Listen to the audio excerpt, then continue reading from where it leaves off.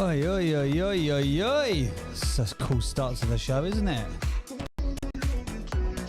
Anyone coming in from a big night out? Remember them days? Remember them days? Yeah, Where Friday was already the second day of the weekend.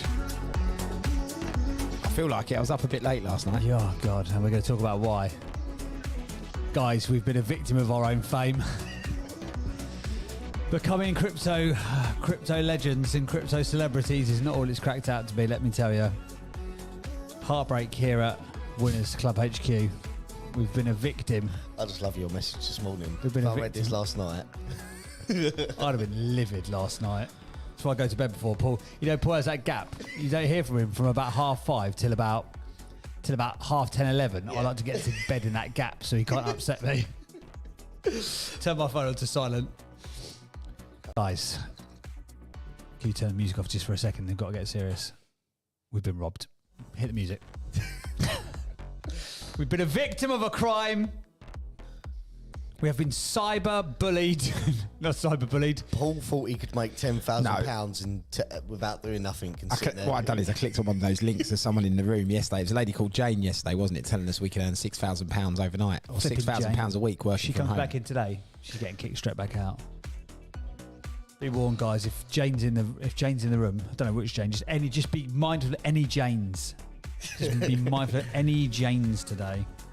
He was excited. He thought he was making £10,000 in the next 24 hours. I didn't really, but Red or black, red or black. I did get my crypto wallet hacked yesterday. Yes. And I think it's important for us because we've obviously been sharing so much sort of good stuff around the world of crypto. We had Amy on earlier on in the week talking about all the cool stuff that's happening in the world of Web3. Then we had the conversation yesterday all about sort of completely disrupting the movie and Hollywood and the movie industry, utilising blockchain technology. So we've talked about the good sides of it, but I think we have to this morning touch on sometimes the negative downsides. Captain Crypto, if you don't mind, could you relive the Still a crime bit for raw. us? Could you relive, if in your own time, and with as much sharing as you're comfortable with? No, do you know what? It's my own user error. It's a very clever scam, and yes, user error to a certain extent, obviously, but it's I wouldn't have noticed that. Ash. You barely get through the gate in the morning. To be fair, Why don't you just let me have control and we'll have Can you nothing. imagine? Can you imagine? Get rid of. I tell you what, that would reduce any issues that we might have further down the line with wealth management. If we give it to Ash, we could be fairly sure we'll never get to the point of having any wealth. We'll never get it back. Yeah, in those wallets.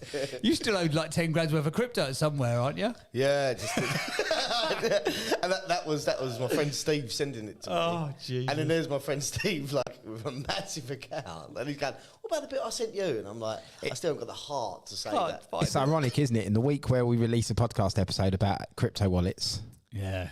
somebody gets into my own crypto wallet. Well, explain what's happened, because I think it's actually a really useful lesson. Because again, what we're doing even with that podcast, we're not trying to profess to be experts. We're just probably a couple of steps further down the line than the process that everyone else is going to have to go through to get into Web3 anyway. So, and it's not like what's happened today will happen It will get worse. quite a lot, very easily to a lot of people.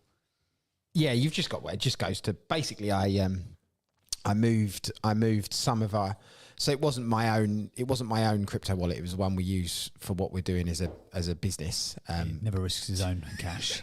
Just And plays with the house's money. if that had happened, I wouldn't have been here this morning. I would have been trying to track that guy down or whoever they were.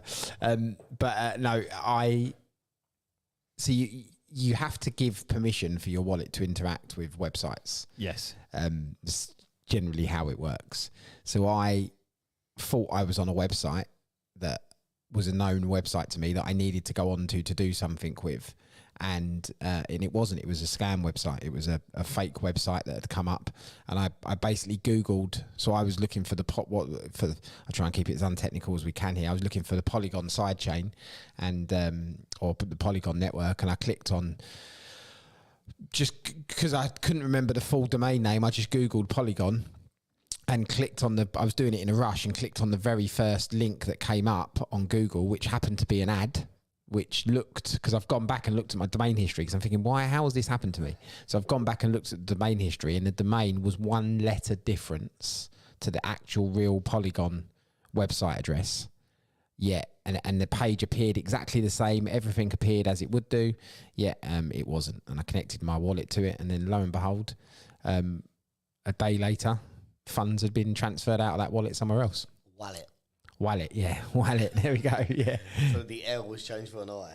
Yeah. But there's a couple of things that have happened to make that happen in the first place. Because you're trying to run so much stuff through your Mac, you've basically melted your bespoke created Mac, and they couldn't fix it, so they had to give you one with 17 more motherboards in it because Paul and his managed to melt a 5,000 quid Mac. So this is important because if this, so I operate from a laptop. It wouldn't have happened. A MacBook Pro laptop and an iMac that's in my office at home, and the two are usually synced. But my iMac went in for repair, came back out, and they had to completely wipe it off. So I decided not to restore it from a backup, to start it as a new machine, because it probably was cluttered with a load of old nonsense on that machine. So I started it as a completely new machine and then reinstalled only the software that I wanted to put back onto it.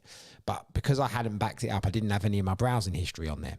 Otherwise, I would have had stuff bookmarked, because I've got in my actual MacBook, I've got it all bookmarked. Yeah. So that's why I had to go and find the website address from fresh, because it wasn't my environment, if that makes sense. And again, I had to reinstall the wallet from fresh onto that machine and all sorts of stuff. So it was basically, there was a few crossroads coming together that just so happened that meant I was obviously vulnerable at that point in time.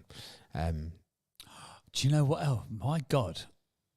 I might have to have this conversation with you off air, but it just goes to show how fast and how close attention you've got to be paying in this world, right? So while you're talking, not that I'm not interested in your conversation. Obviously, I'm sorry to hear about your crime. I'm sorry for your loss. Well, it was partly it's yours as well. What? What do you mean sorry for your loss? Bastards. Paul's Wilford, I will fight them in the high street. I've just got. It was our joint wallet, not just mine. Yeah. So I've just Googled the Winners Club app because I need to find the custom URL to put it onto the back end of where we're. Look at the top one that pops up. That wasn't there 2 days ago when I Googled it. Can everyone click it? Ruin the ad budget. So So basically, behind the scenes, to make the app have the replays, we basically have to put the audio files into the back end of our app, and I won't bore people with it. We have to point them to a URL. So the other day, literally, when did I upload all the other ones? Tuesday, I uploaded the last week's worth of replays. I've gone to do it again this morning, and I've Googled the Winners Club app, and obviously the other day, the first thing that came up was, first one was the Apple link, the second one was the Google Play link. Now there's an ad being run which says Winners Club VIP, don't click it, it's not us, but the Winners Club NFT. Yeah. If I find you, I will kill you. I'm going to go Liam Neeson on some people. That way. Who was it yesterday in the room? Some of them must be listening. Just people are at it so quickly, aren't they? It's mad, isn't it? You've literally got to stay ahead of the scammers, haven't you? You've just literally got to be like moving at such a pace to not get caught. But me and Paul was talking, if these people actually put their efforts into building a business, that'd be phenomenal. They'd be ahead of the curve, fast acting. I think back in the day, people used to say that to me, to be fair. If you actually applied yourself to good rather than evil, you'd be the right kid. Fair enough. My head of year said to me on the day that I got my GCSEs, so I went in to go and get them, and he thought I was going to flop it, because to be fair, I hadn't been putting a lot of it. You know, did you used to have report cards when you were a kid? The yellow one, like from year 7 to year 11. I was on the blue one. I don't know if the colour of it made a difference. I'm imagining the yellow was probably the worst. If you had yellow, I'm imagining the yellow is probably the worst. What I'd done, I'd had in my plan, so you'd have a weekly planner. And what I'd done, I'd sort of mastered everyone's signature, because it was like, and I always had different coloured pens, because it was like, I can't even hand this to the teacher today. I cannot. And, or they would write something like it wasn't the best. And then I would add, but done very well in class. And sometimes it just didn't go because I wasn't very good at English. Became a master of cryptography. I remember on the last day, I think I'd I got 4 Bs, 5 Cs and a U, and I hadn't really put a lot of effort in, to be fair. I'd studied, I remember I did 36 hours of revising for maths, because I reckon maths is going to be useful. 4 Bs, 5 Cs and a U, and he came over. It's called Mr. Way. Do you remember the song It's the Way? Yeah. So he used to, obviously we were in the sort of the garage generation at garage time. So we used to sing Mr. Way, Mr. Way. He hated that. And he had a head like an angry, you know, the triangle all sorts, triangle Quality Street. He had a head like the shape of that. So I used to call him Mr. Quality Street Head. I was like, chill out, Quality Street Head. Anyway, there's once that he caught me bunkered off school and smoking on the same day. And he said, I'm going to phone your dad. My dad was a proper, like he loved the school. He was a proper teacher's pet. It's like, oh, well, if the teachers have said anything, I was like, shut up. So anyway, so Mr. Way said he was going to phone my dad. He said, what's your dad's phone number? I said, my dad's not there. He's at work. He said, what's your dad's work phone number? I said, my dad's a bit too busy to speak to you, I think, today. And he lost his mind through the receiver at this is back in the day when you still had like the phone was on a cord, threw it at the receiver and it bounced off. I went, smooth. He went, if I was you, I would shut up. And I was like, or what? He's like, you'll find out when you leave school. And I was like, okay, sure. The day I got my GCSEs, he said, do you know what? I'm surprised at your results. He said, you're either going to be a millionaire or you're going to jail. I don't know what's coming first. And we still don't know. We still don't know. Yeah, it's still don't know. I'm rubbing. Yes, this one. Do you remember this? Were you a bit young for this? No, because the thing is, what happened is my brother's 5 years older than me, and I had his ID, so I'd been 25 at the age of 16. No, I'd been 20 at the age of 15. So this is tune. I'd got the back end of it. By the time my mates were old enough to go, it changed. Come down, operator, with a remix. Anyway, how did we get onto this conversation? Yeah, so watch yourselves out there, kids. If they can scam Captain Crypto, they can scam you. It's the way. Yeah, it's solely my own doing. I've got nobody else to blame but myself. No, but should practice what you preach and be a little bit more secure and diligent. And I think that's the lesson to take from this. You have to be, if you're going to go into the world of having a non-custodial wallet and be in sole control of the keys to the kingdom yourself, then you've got to be very, very secure with what you do. As you said yesterday, when it comes to this decentralised place, you have to become more responsible as well. Yeah, you don't. Yeah, like bank accounts. So it was a bug. It's always a bugbear of mine. Barclays. I've banked with Barclays, and they are. Crap. It's almost like a daily occurrence of them shutting down the debit card because of a transaction. And like there's obviously their automated algorithm that picks stuff up, but it will pick stuff up like you spent £1.29 at the post office. Yeah. Yeah, well, that's why we shut your debit card down. Cheers, thanks for that. You know, it's not. It's never the serious one that they shut it down for. It's the most like average transactions that they shut it down for. But and you get frustrated with it. And the poor people that answer the phone to me, because then it needs me to call the bank. Yeah. And the poor people that answer the phone do get not the most pleasant of greetings most of the time because you've wasted an hour to get to them. But it's those mechanisms that are in place in centralized institutions that prevent a lot of the bad stuff from happening. And bad stuff still happens financially, but they do prevent a lot of it from happening, don't they? And you get some recourse back sometimes. Yeah. But with obviously with the decentralized world, there's no recourse back. And that's one of the things we said in the podcast, wasn't it? That it's great, everyone's sort of waving the flag for, we want it to be decentralized, but when there is centralized elements to anything, you could pick up a phone to someone.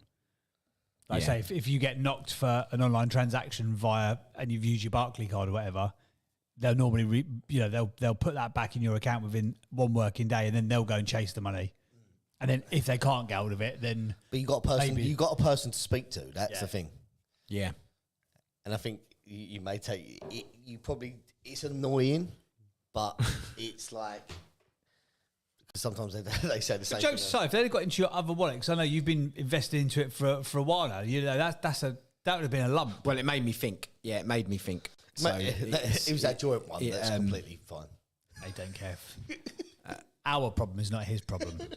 And let's be honest, what they stole today wouldn't buy us lunch today. So what they stole yesterday, the amount they stole was don't make it personal. Don't make me think it wasn't a lot because there wasn't a lot in there because basically all that was left in there was money for gas fees, like I said to you. So there was just a small amount of ETH in there to cover gas fees. So they didn't take a lot, but it's more the principle. But it made me definitely open my eyes and think, right, okay, you've got to be super, super, super secure, especially with what we're trying to do and how we're trying to do it. We've just got to be make ourselves very secure. So lesson learned. We're getting the badges of honour, aren't we?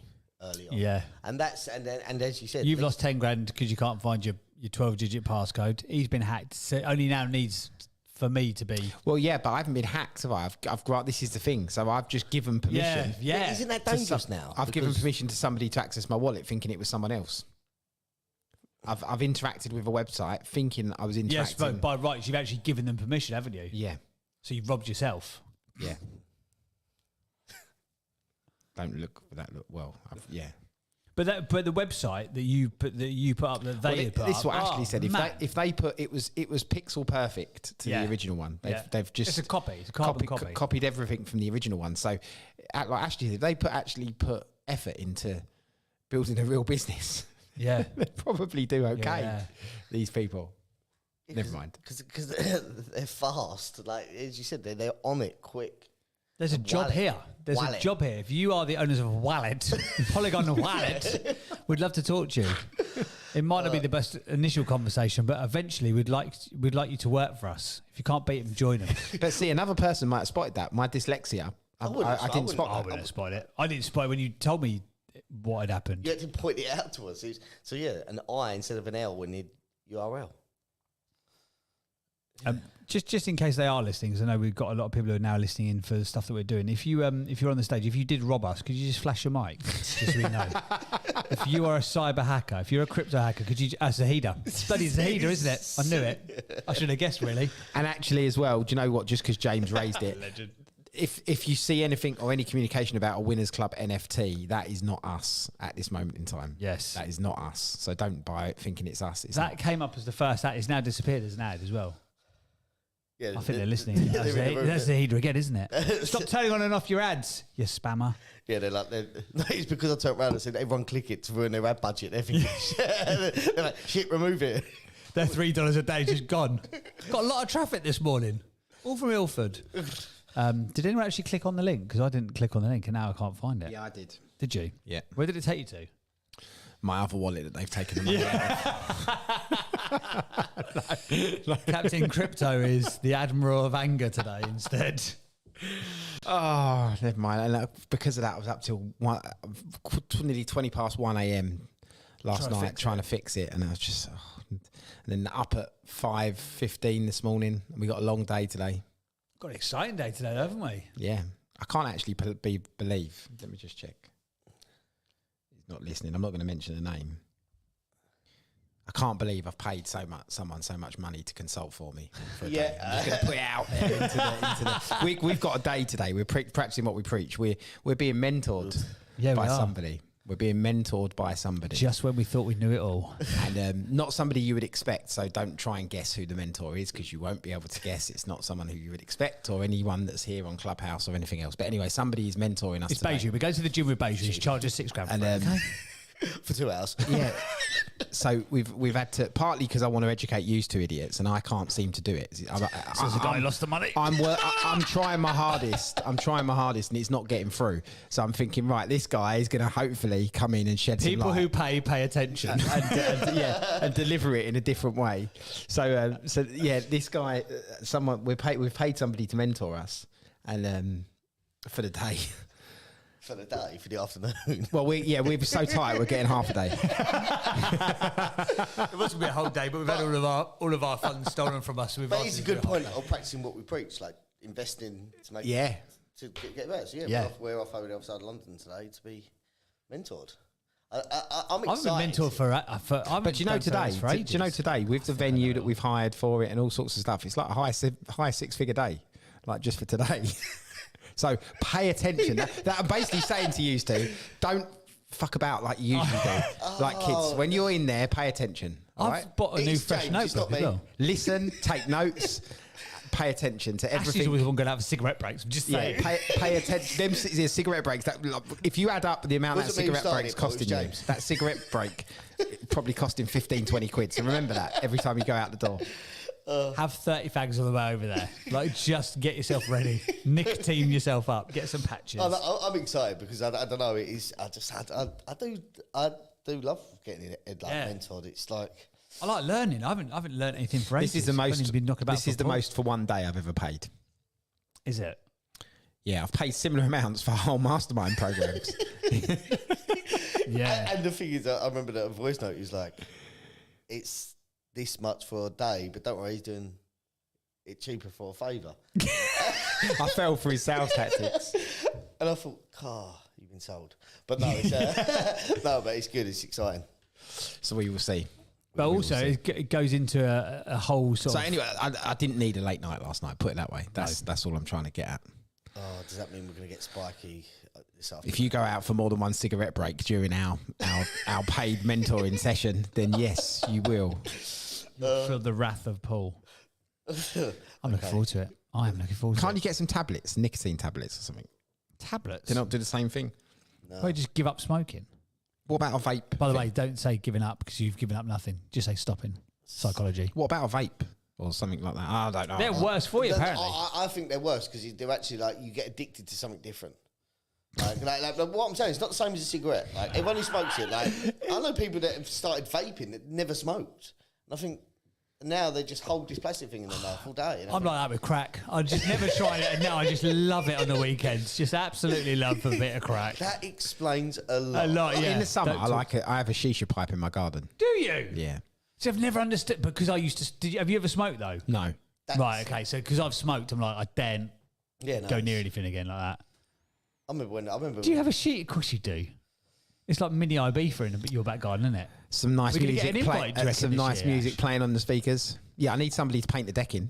I'm not going to paint. I just want to... Don't get me to do anything manual, for God's sake. No, I'll buy the paint for you for James and the brushes and yeah. Don't after that sandstorm the other day. My garden is everything. The furniture, brown. It's like That's mad though, it's isn't like a it? brownie slime. So we left. We was in the studio. Was we? Yeah, it was Wednesday, wasn't we? We was in Yeah. the studio, and it was mid afternoon. I think the Sahara sandstorm came across, wasn't it? So I've gone downstairs to the car. And I'd got the car cleaned the day before, so it was nice, clean and shiny. And it was covered in this brown, like sludge all over the car. And we've had some building work going on here. So I've phoned up the building manager, Joe, who happens to be my father-in-law, and gone off on one. Like the builders have cut some wood or something down by the car. You're responsible for the car park. Why have you let them do it? Blah, blah, blah. He said, there's been no builders. I said, Joe, my car is covered in shit. Right? Honestly, the builders have done something. So he said, I'm coming down because he's getting annoyed back to me. So I said, come down to the car park then. I'm now calling out my own father-in-law to come down to the car park. This is a no-win situation on every level. So he comes down not very quickly and storms out of the back doors into the car park and says, what's the problem? I said, look, Joe, the car is covered in crap. I said, how? So we're standing there for about 10 minutes. We've not checked the news or cottoned on this. We're standing there for about 10 minutes looking at the car, scratching our head, thinking, we're looking up at the sky, we're looking at the building, we're looking everywhere, thinking, how has this dust come over the car? I took a photo. I did exactly the same. So I'm scratching our head. I'm thinking, and I've got Joe, there's got to be builders. So Joe's going to me, the building 2 doors along, he's across the road where all those roadworks are, he's being knocked down. So, well, they're doing that demolition across the road. Maybe they've put a load of dust into the air and it's come over the building. I'm thinking, well, that could be feasibly possible. Maybe. I'll give him that one. I said, no. Michael, who's the builder, I said, Michael must have done something in this car park and covered my car in dust. Where is Michael? Get Michael down there and ask him. So Michael comes down. No, I've not done no building work, Paul. Honestly, no, I've not touched a car, Paul. That's what Michael's saying to me. So I'm still going off on one. And then all of a sudden, Michael looks round in the car park and he goes, that car over there's got it on, and that car over there's got it on. So I've said, oh, okay, this has got to be, this something's gone on. So we put it down to the dust from the demolition. So I said, well, look, confusing, but maybe it is the dust from the demolition. So I've then had to drive from the office to the Apple store to pick up the Mac that caused the hack, actually, funny enough, and repair. So I jump in the car, about 25 miles away to where the Apple store is, park in the car park. I look at the cars left and right of me, and they're covered in the same brown stuff. Didn't we drive it for Ilford? Yeah. So I've had to phone Joe back and say, Joe, I'm really sorry. I said, look, it's obviously not just an Ilford problem. I said, the problem's a bit wider spread than that. There's cars next to me in this car park covered in the same brown sludge, so I'm really sorry. So I had to apologise to him. I said, can you apologise to Michael for me as well if I said anything that was offensive? I said, it's obviously just not localised to my car. And then get home, and my 13-year-old daughter goes to me, she goes, yeah, Dad, it's a sandstorm from the Sahara Desert. And I went, what? And then you do a little bit of... My little boy thought it was the best thing Googling, ever. and there you see it. He couldn't work out. He's like, huh? I was like, yeah, the sand has come from the desert. And he's like, what? I was like, so this sand that's on the car, like a camel might have had a poo on this sand, and now it's on our car. He's like, we've got a camel poo car.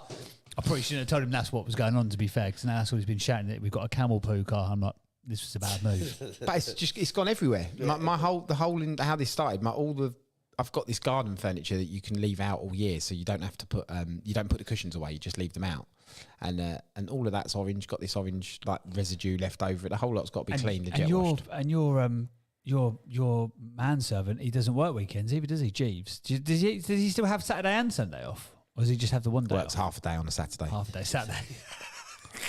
Yeah. Your garden's like white flooring as well, isn't it? It's like light, isn't it? Light tiles and stuff. Yeah. But anyway, Don't give more it's the whole personal information away about him. They'll be having his house. Yeah, the whole lot's got to if be. Jane's in the audience, bloody Jane. He'd come back. It'd just be concrete. So because Jeeves is off this weekend, my Saturday afternoon is going to be spent jet No. washing my own garden. I love jet washing. Unbelievable. Where did it all go wrong? I do. Well, you do the paving slabs. Do you write in it first? Yeah. Do you do like I've got like an old school tag that I used to do when I was like naughty at school. I can still remember how you do the tags. It's like a J and a B. It's like a J and a B with like an arrow on it. I've got a little suit like to stop the splashes and stuff coming up. Of course you Like a have. fishing Some outfit. boots. I just think it's very, very like doing the garden and jet washing. It's just I don't know. It's just something I enjoy. It's like you don't need to engage your brain, do you? You can just do it. Yeah. Yeah. And then once he's done, and you sit back and you think, You got the satisfaction of it. Spring is here. It was light this morning coming into the studio as well, wasn't it? It was fully nice. daylight, which is different. Anyway, so we get on to topic of whatever the topic is. There Yeah, you go. shall we? There's Have we got a there's topic? I don't think we've got a topic, nonsense. have we? well, there was a few this week. There was a few, yes. There was a few this week with. Few questions that come, or few conversations that started off the back of some of the other rooms that we didn't address during the week, or Yeah, Well, so- one of them that's come up a few times, and actually when we used to do the town halls a little while ago, this came up every single time without fail, is raising entrepreneurial kids. Yeah. So I'd love to get people's take on this, because I know Paul's mentioned it yesterday, saying about the Go Henry cards and stuff. We're probably a little bit before that in our house. You're probably the same, aren't you? Yeah. They don't really get the concept of, at their age, of doing something for something, if that makes sense. And I was thinking back this morning, it's like I would love to see what people are doing, because it's like me and you are a little bit early. So, Yeah. So it's like that would be a good move. my wife is. We have a constant battle in our house because she believes that they should just do it.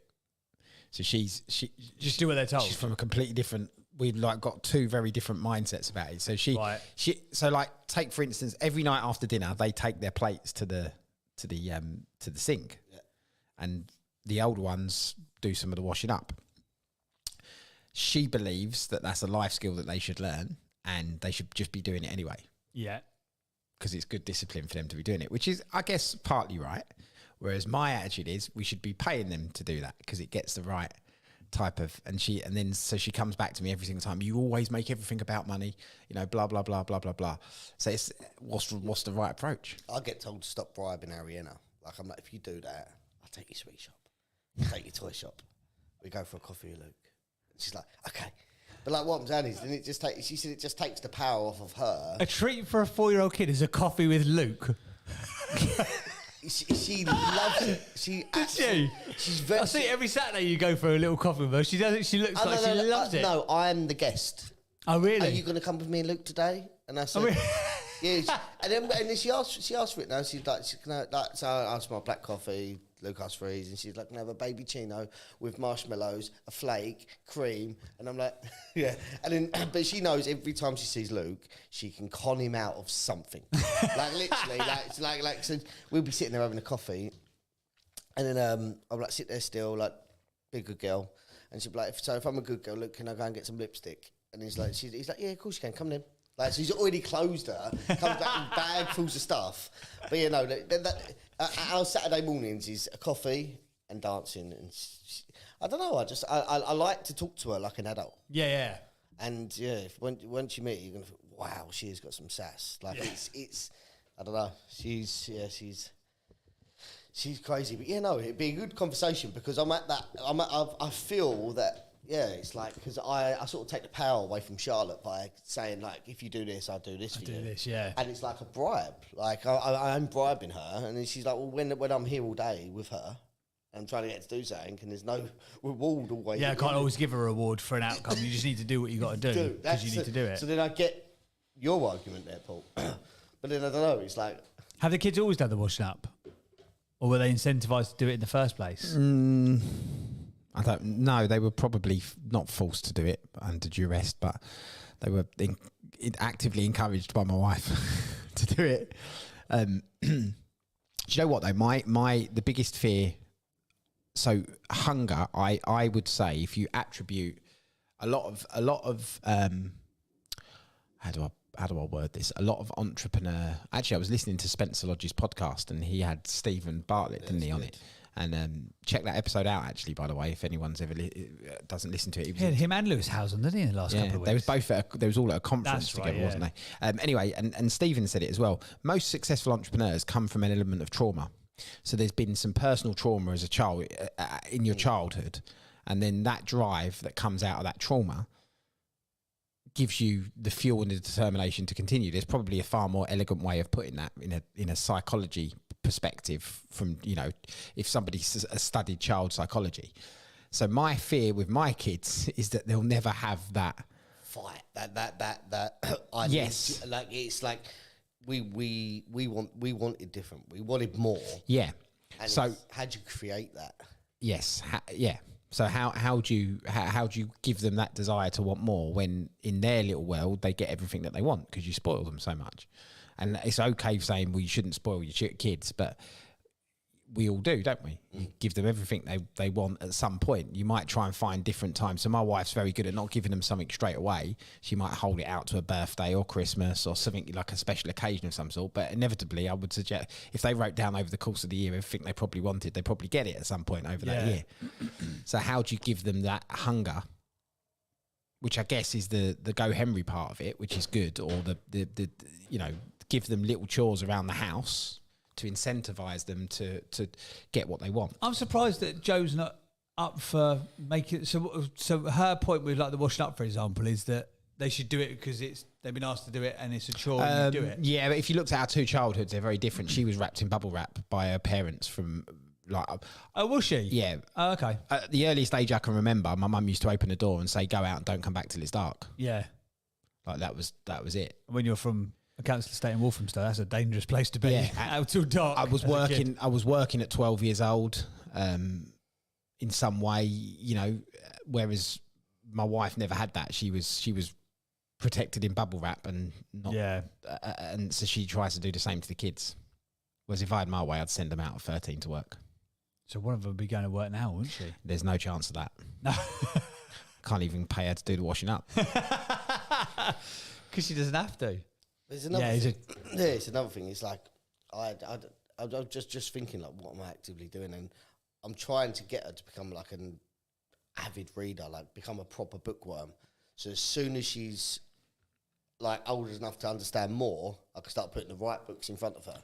So she will choose a book over watching TV of an evening. Will she? Yeah, and that's good. She loves a book. Like that is it. She makes up the words, and it doesn't matter. But it's getting in that routine and that habit of having her head in a book. I think it's finding the balance as well, because I know somebody else who has an extremely large house, 10 bed, 10 bathroom house, 20 acres or something of land around it. Can't believe you're going to slag off my parents in there. And his two kids, the way a very good, very close friend of mine, and the way his two kids on a Saturday and Sunday, and one of them's 16, the other one's 17, for years, for as long as I can remember, I've had nothing but tedious chores to do. And his way of saying that is, well, they do that as they have to learn that that's the real world, and they do that, and in return they get to live in this house and they get to have all the nice stuff that we've got. Yeah. But that's, you know, he has them cleaning the windows, the outside of the windows, sweeping up the leaves in the garden, you know, all sorts of stuff. But takes it to such an extreme. I'm like, wow, that's really, and it's and almost you can like, see in the kids they resent it a little bit. Yeah. It's one of my, Like if you asked them, they'd rather go and live in a 1-bedroom flat probably somewhere. Yeah. it's one of And my, not do those tedious tasks. One of my friends has come from, they're very, very wealthy. And when he first started his work career, his dad was basically said, look, go and work for my pal because he's an arsehole and he will teach you about life. I'll pay your salary because money's not the issue. And if you have one day off due to being lazy, being sick, you lose your month's wages. So he would see, so he had to get up. And the thing is, it was at the age of where he was always partying and always thinking. So he didn't have to go to work. But you have one day off, you lose all benefits. You lose all that year. You lose. This is someone who got bought a Porsche for his 21st and a newer Porsche and a newer Porsche and that's how it was. And it was like if you have one day off work in that time period that I'm paying your salary, it'd be wiped. And as soon as it moves over, I tell my mate not to pay you. So he has to sharp. But then what he done, he mastered the craft of going out till 4 a.m, having a shower, looking all right, and going to work. That was the problem. And everyone goes like, how do you do it? A good workaround. How do you do it? Well, I don't get paid at the end of the month. But yeah, no, that's. I don't think there's an answer. There's no right or wrong. No, is there isn't. Is there? I think you just got to give them. And kids, every kid's different as well. To be fair, an education around money and how money works and how the world works, and you know. I guess as well, what you think is important for them kind of changes because, like you say, yes, you want them to have the best start, but then, like with Louis, for example, he's so kind to George, who's little and proper annoying. To be fair, and just like jumping off every sofa. It's like basically having an Ashley Shipman in my house with less fag breaks. He's just like a bull in a china shop. He just like runs into. And is that why stuff. you have so much love for him? That's why I love him. But that so is boys, dearly. though. That's boys in general. So like they're all. But Louis like wasn't that. like that at all. He was like, I never had to like tell Louis not to jump on the sofa. Like George is trying. He's 19 months. He's trying to climb over the back of it. The other day, he's got a bruise on a bruise to the point where I'm like, well, someone's going to call social services at some point because this kid looks like he's been battered because he jumped off the sofa the other day. Like did it like a belly flop style, just like drop, didn't put his arms down and just broke his own fall with his face. And I'm like, what are you doing? And then he'll like run up to Louis and he'll like get something and look, he'll hit him with like a little foam sword or something. And Louis just sits there and goes, don't do that. And Louis like never hit anything. And George is like whacking people. I'm like, this kid. Is Louis the youngest? Louis the oldest. Oldest. He's 5. Well, you know what? Also, what I've noticed about the kids growing up. So I've got Ariana. She just wants to be so independent. She thinks she's 15, and then I've got Roman, who's young, and he's just like so lazy. Like I don't know if it's like a boy thing, but like she was up and walking. He's just started to crawl. He's just turned 1. Like I don't know. I'm seeing it. I don't know. I'm only on the second child, and that's probably where I'm staying. But I will stay. Definitely where I'm staying. I would say that my 2 boys developed slower than the girls. Yeah, that's what a lot. They say that. Yeah, a lot of people say say what they that. say, like- Definitely in our relationship, the 2 boys are still walking around like Neanderthals most of the time with their clothes off, trying to Oh, that why throw do themselves they over just whatever, like get naked for like no whatever's, reason? whatever's moving around in the house. They're honestly the 2 of them together. It's a nightmare. Do they get on? Oh yeah. They're like best pals. Yeah, Oh, are they? really get on. Yeah. Anyway, So let's chuck it out. Let's get some other expertise and advice then. So, tips, advice for raising entrepreneurial kids or just raising kids in general, I guess. we're going to have to. We've got a few questions to get through today, haven't we? That have been left over for the week. Yeah. So we set a time limit on. So we run this one till 7:30, do a reset, and then bring on the next question. Yeah, why not? I like it. Oh, yeah, packing it in, ain't we? Packing it in, produce it. So we get through all of the questions. I tell you what, the downside is that he got robbed. The plus side is that he's really got the bit between his teeth now, hasn't he? He's going to professionalise everything now. Yeah, he's like, right. So producer Paul has said you've now got 16 minutes, gang, to share on this subject. And then come hell or high water, you're going to get jingled and reset. Make sure your answers are quick, concise. Quickly, concisely, and thank Paul for allowing you to share at the end, please, everybody. we're lucky we're sharing right now. Yeah, we are. Go on then, give us a flash of And lights. if you gang. have my ETH, give it back. Jane, we're watching you, Jane. Right, tips and advice for raising entrepreneurial kids. Let's go for it. J. Lou is there. J. Lou, what you got for us? We'll take advice on kids and or dogs, if that helps. Oh, well, dog is with me, puppy is with me, but I'm not going to give any advice on that because, like, he is a terrorist at the moment living in my house. But thank you for letting me share, Sir Paul. I'm very, very, very happy. You're welcome. For me, I'm so with your wife there. I'm so with your wife. I have never, ever given either of my children pocket money because as a single mum, I believe that you have to help me around the house. Like, it's non-negotiable. I'm not doing all the work and I'm certainly not paying you to do it because you're making half the bloody mess. So, yeah, suck it up is what I say, but... I've got a feeling I'm going to be outnumbered this morning. I can already sense the vibe of the room.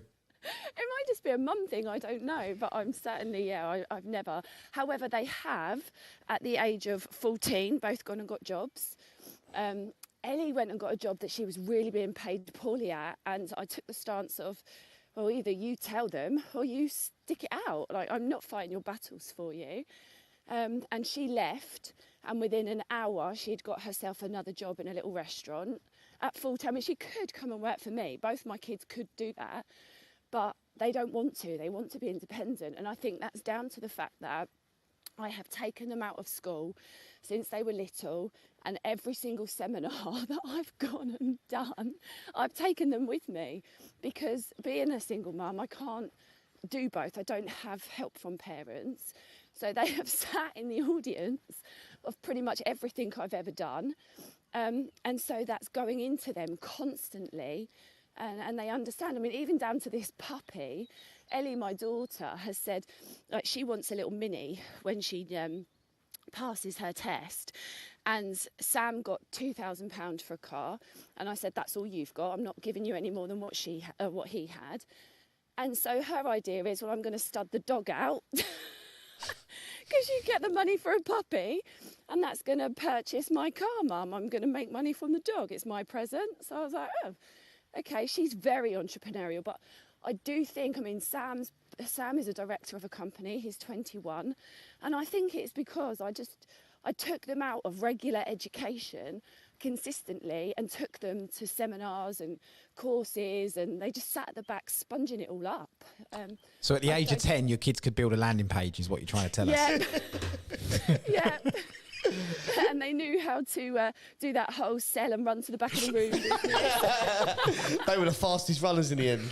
Yeah, Why does Mummy keep going to the back of that room with her credit card? What's going on up there at that desk? Yeah, come back. We're not buying that one. We're waiting for the upsell. Oh, God, no. And they would be like, well, that'd be really good for your business, Mum. And what about if one of your team did that? And they'd have input. But Ellie comes to every single meeting. She's part of the decision board for the salon because she is the younger generation at the end of the day that we service. And, you know, the older generation will die out. We're going to need her generation to come in if this business is to last a lifetime. So, yeah, that's my take. Thank you, Sir Paul, for letting me share. Thank you very much. You're more than welcome. Good show. We appreciate it. Clap. King Paul is happy. No Is clap. he happy? Well, it's hard to say if he's happy or not. Oh, wow. Wow, strong. Wow. Strong. Right, who else would like to share this morning after J. Lou has given us that great parenting advice? I guess all kids are different as well, aren't they? Some need the carrot, some need the stick. I'm not sure if you can't say that anymore, can you, really? I just Can't beat your kids with the stick these days, can you? Times have changed. My youngest son would probably try to eat the carrot with the stick. Feral. Some kids are just feral, aren't they? Right, so let's go, Nichelle. Go on, Nichelle. What you got for us? I'd love for you guys to do a daytime dad show. It just would be hilarious. You short-lived that one, I think. I'm not sure about that. So my three, when they were very young, before they're all quite old teenagers now. Before Go Henry hit the streets, I got them to do jars. So it was like 10% play, 30% savings, whatever. And that's the same concept that, Go Henry and Monzo, they now use Monzo as their own bank accounts. And in Monzo, you've got here's a pot for holidays, buy-to-let savings, driving lessons, whatever. So my older two use Monzo. My youngest one isn't, he's not over 16 yet. So they are already saving inside Monzo with that mindset of, like Paul said yesterday, 10% reinvesting.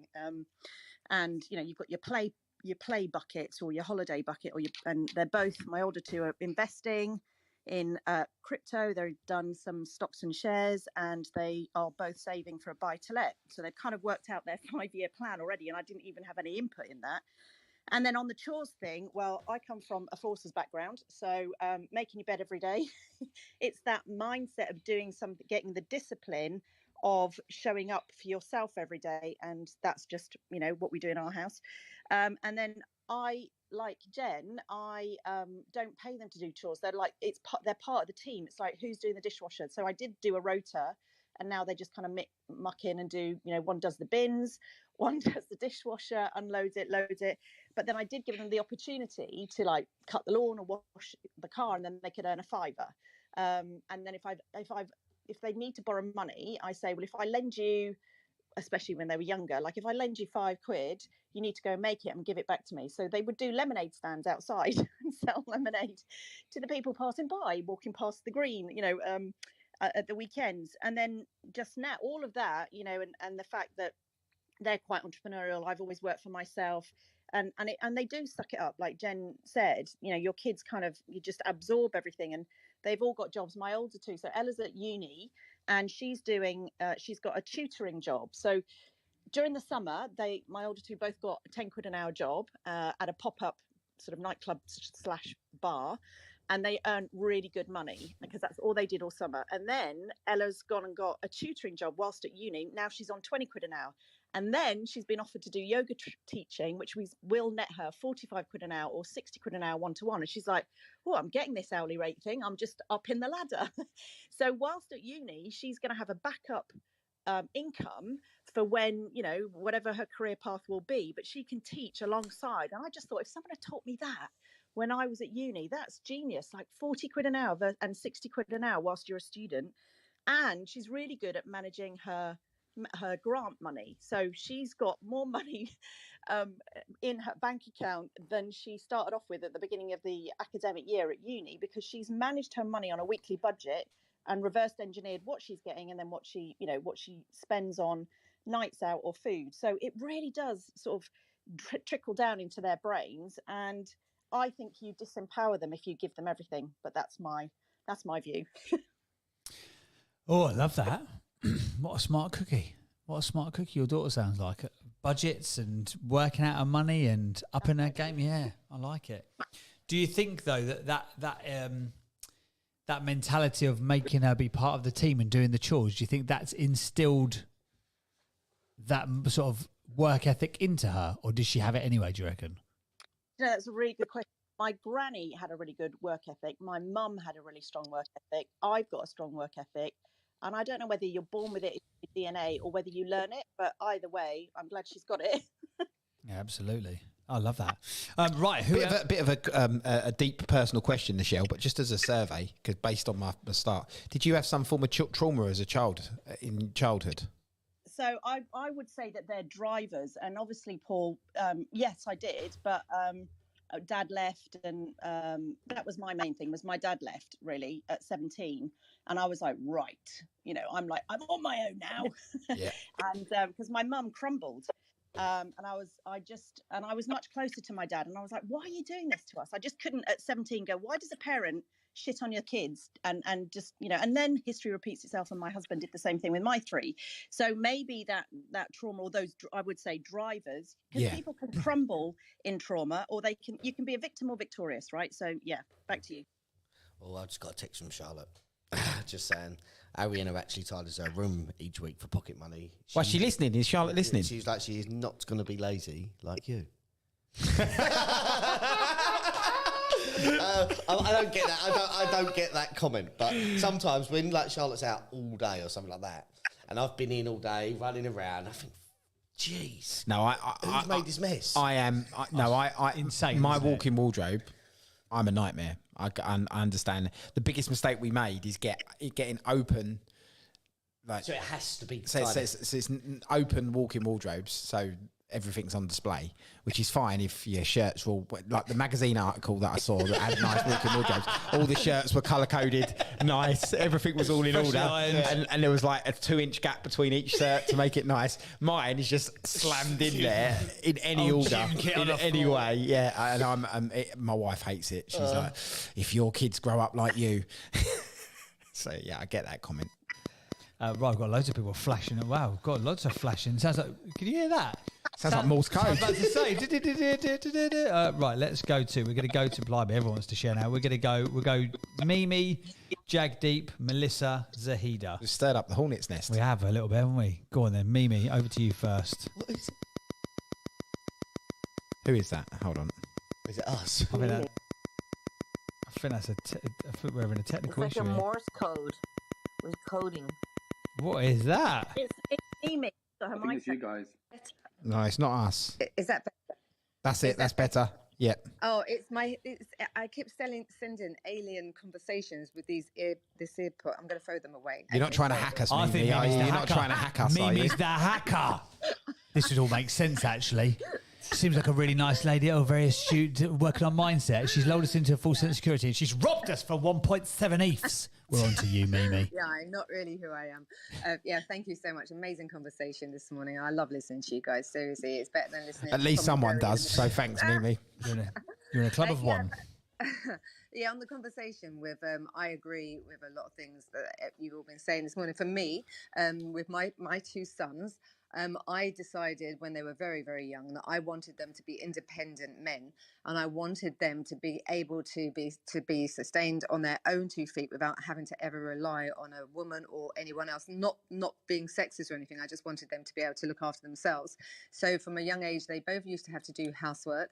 They both learned to cook with me in the kitchen, so they could then make meals and do their own ironing and do everything. And they never ever got paid for that, but they actually really enjoyed it. Then each month I used to give them a set amount of pocket money, and then in those days 50% used to go on premium bonds, because you could buy them for like £1 a bond then, and then 50% was for themselves. And because they had a father who was very entrepreneurial, they then used to use their 50% pocket money, and both of them, my youngest son used to go and take his money, go to the snack shop or to the sweet shop, buy say, I don't know, £2, £4 worth of sweets, take it to school, and then come back with £25. So he started then building up his own little business at a very young age. And the other one, who was very, very clever, he was a grade A student, he used to then use his mindset to then create hacks for the kids to be able to pass their courses at school and things. So he used to help them, and then they used to pay him. So not if that's right or wrong, but that's how they started off. Both of them now very successful businessmen, and they both have their own businesses. With my oldest son, as I was saying yesterday, with the grandchildren, they have weekly boardroom meetings every Sunday. So, but it's fun. So what he does with them as well, they don't get paid for pocket money for doing chores. They have to do the chores. They have to do all the washing up. They have to polish their shoes for school. They have to do all those things. But where they do get pocket money, as Michelle was saying, if they then do the gardening, if they wash the car, sweep the leaves up and do anything above and beyond. And then what he does is he'll sit down with them, and what they do is they make a plan. So where they're going in their life is the first one, and what they want to achieve in their future. So then he makes a grid and a plan of how they can get there. And then the second one is with their pocket money. What do they want to buy that month? So if it's new trainers, if it's the latest FIFA top or whatever, he will then make a plan of what they need to earn to reach that. So it's an incentive for them, and they really, really enjoy it. So it's not like a slug. They really enjoy that as well. So yeah, thank you so much. I love that. See, I used to get pocket money, but I didn't have to do the thing to get it, if that makes sense. But it was like one of my responsibilities. Like I always had to do the dishwasher, and I hated it because on the top, like if you don't get the angle of the cups right, then it all gathers at the top. Charlotte and then, still does that, and it drives me absolutely mad. Just lean them a little bit, then the water will run off. I just put Like them it's not upside- difficult just to put do. Just put them upside down. Unbelievable. And then the answer I normally get when I moan about the housework is, you do it. Yeah. And I think I Fair point. settle for a bit of dishwasher water in my plate. Fair point. Fair point. And my Cocoa Pops, I've got a little bit of last night's curry in there still. It's the ambient curry vibe. Nice. Right, Jagdeep, we're coming to you. What's your take on this? Hi, good morning, guys. Really great topic. So I've got two older ones and a younger one, and I think my younger daughter is more entrepreneurial. Then I'd say my second daughter is. My son, these kids are different, because what we have to also understand is that most of the time when they're in school or they're in college or wherever they are, we need to kind of sometimes understand what type of friends they are surrounded by as well. Now, I was the first one in my sort of family to ever start a business, and it came because when I started working, I used to write down the things that I want, and when I started calculating how long will it take me to get the things I want if I'm just working for someone, was a wake-up call where I thought, no, I can't do this. So I was quite fortunate that from in my early 20s, I was able to sort of start up in the business in photography with my business partner, and just it went on from there. But with our kids, and what Paul said earlier on, it is true. In some point, it does come from trauma. But my kids have never experienced that trauma, and they are slightly complacent where they sometimes will feel, yeah, we kind of like just got it. And I'm just going to be really honest truth, because they haven't, because we've not allowed them to experience any pain. It doesn't mean that we give them anything they want. They get it. They still got to work for it. My daughter doesn't work for the company. She's helped us in the past, but she's got a job, a part-time job, and she loves it. I mean, she's got own independence, and she feels that, you know what, I've got my money, and I can't just go out and spend it.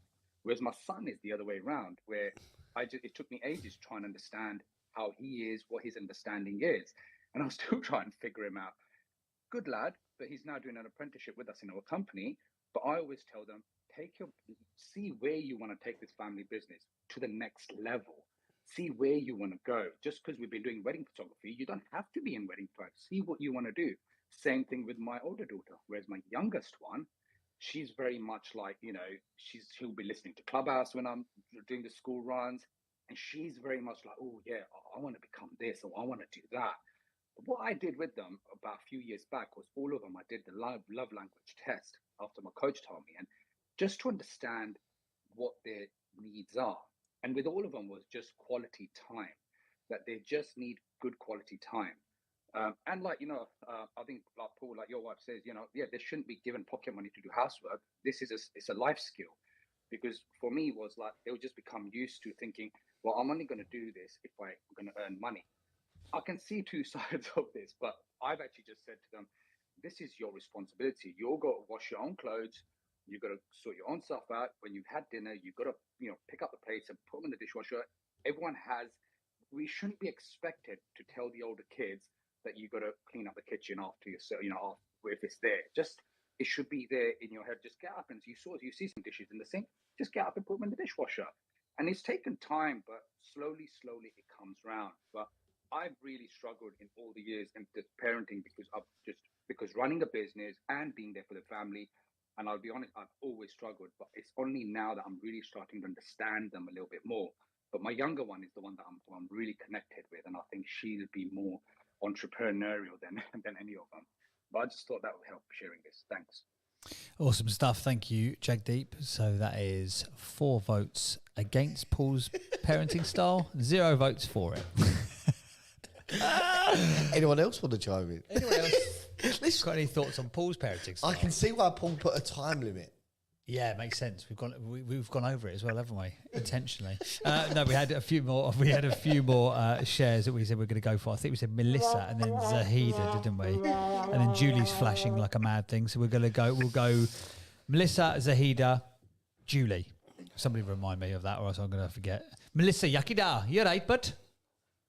Yakida, yeah, I'm all right. It's a fascinating topic, and I absolutely love digging into this and finding out like what makes people who they are and where they get to. It's brilliant when you really look into everything that's happened. And I think Paul brings up an interesting topic about the trauma, and I think from my perspective, it depends on, there's a spectrum of trauma, right?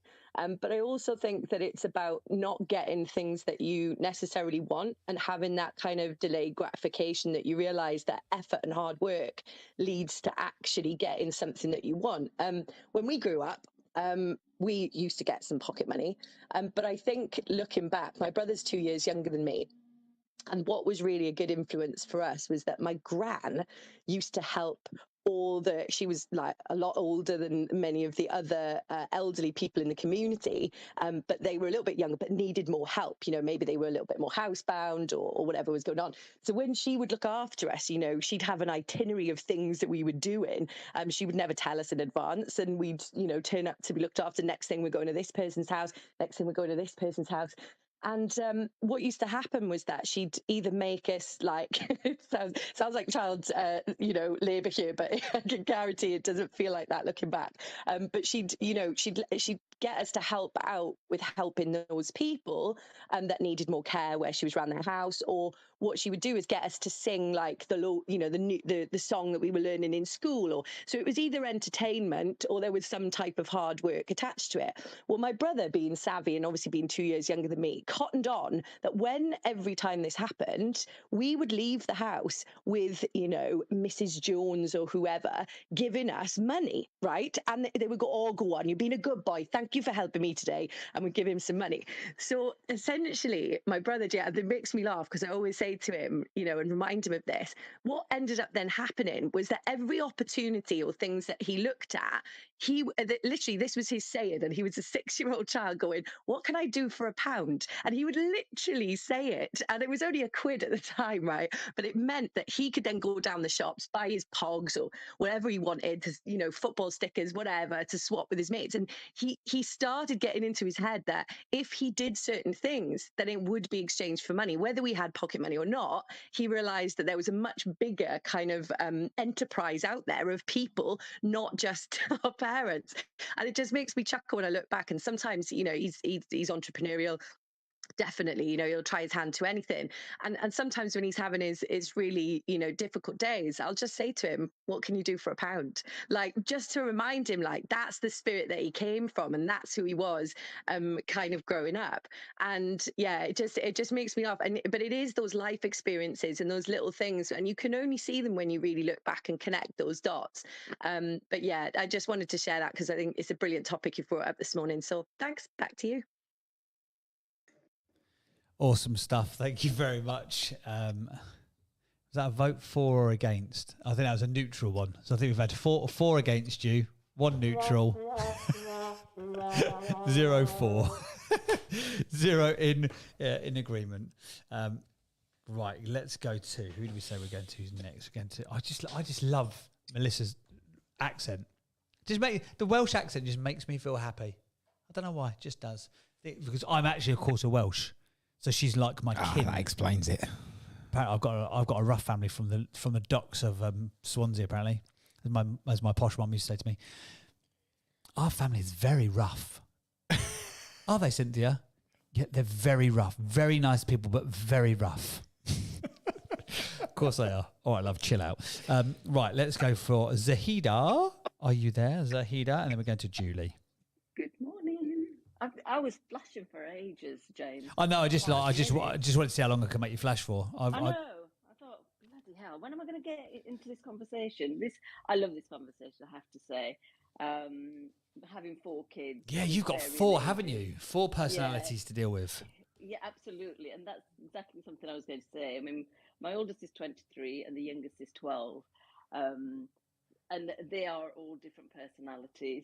And I don't think, like Ashley was saying, I don't think you can say it's a boy thing or a girl thing, because my oldest son was a bloody nightmare. He was like the lunatic who used to race around. He started walking at 10 months, and he was like charging around like a lunatic.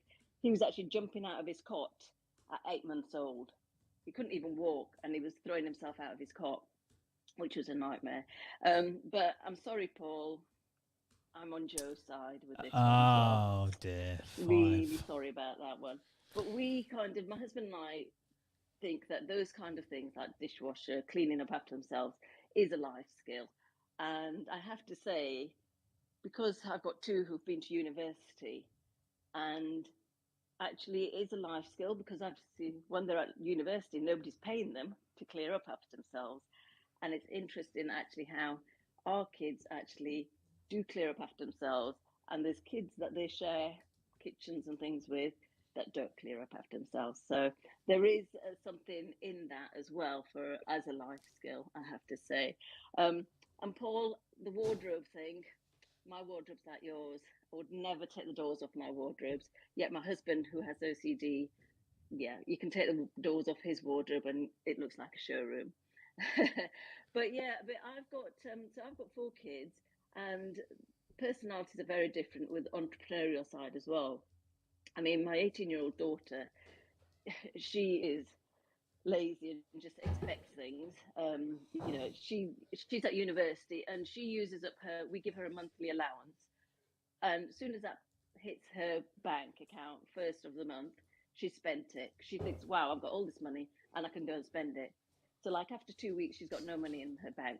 So now we've gone to the point now we've just realized we're going to have to give her weekly allowance so that she can manage it better. So that's the 18-year-old. My 15-year-old is the entrepreneurial one. He loves making money and he'll do anything to make money. So he's actually, over the last sort of few years, gets himself up at 7 o'clock on a Saturday morning, which for a teenager is super early. Gets himself down to the vintage market. So he has to get a train and a bus to get there, and goes and buys designer clothes from the vintage market, comes home, sticks them straight in the washing machine, washes them, sticks them on his Depop and makes money. So that's what he does every weekend, because he knows that will make him some money.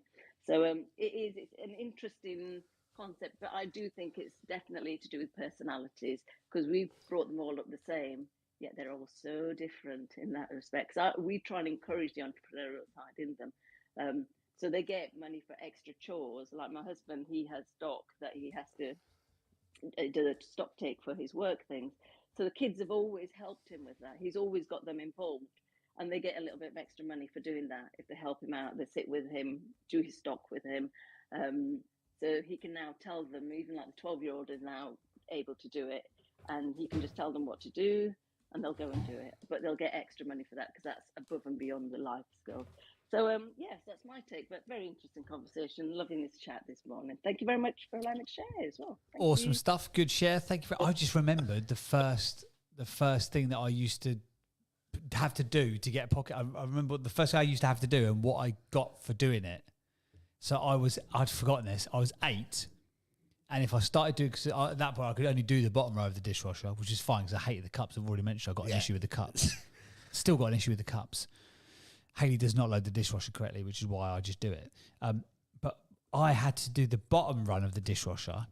And if I did, this is an old school throwback, probably before your time, I would get that week's edition of the Beano.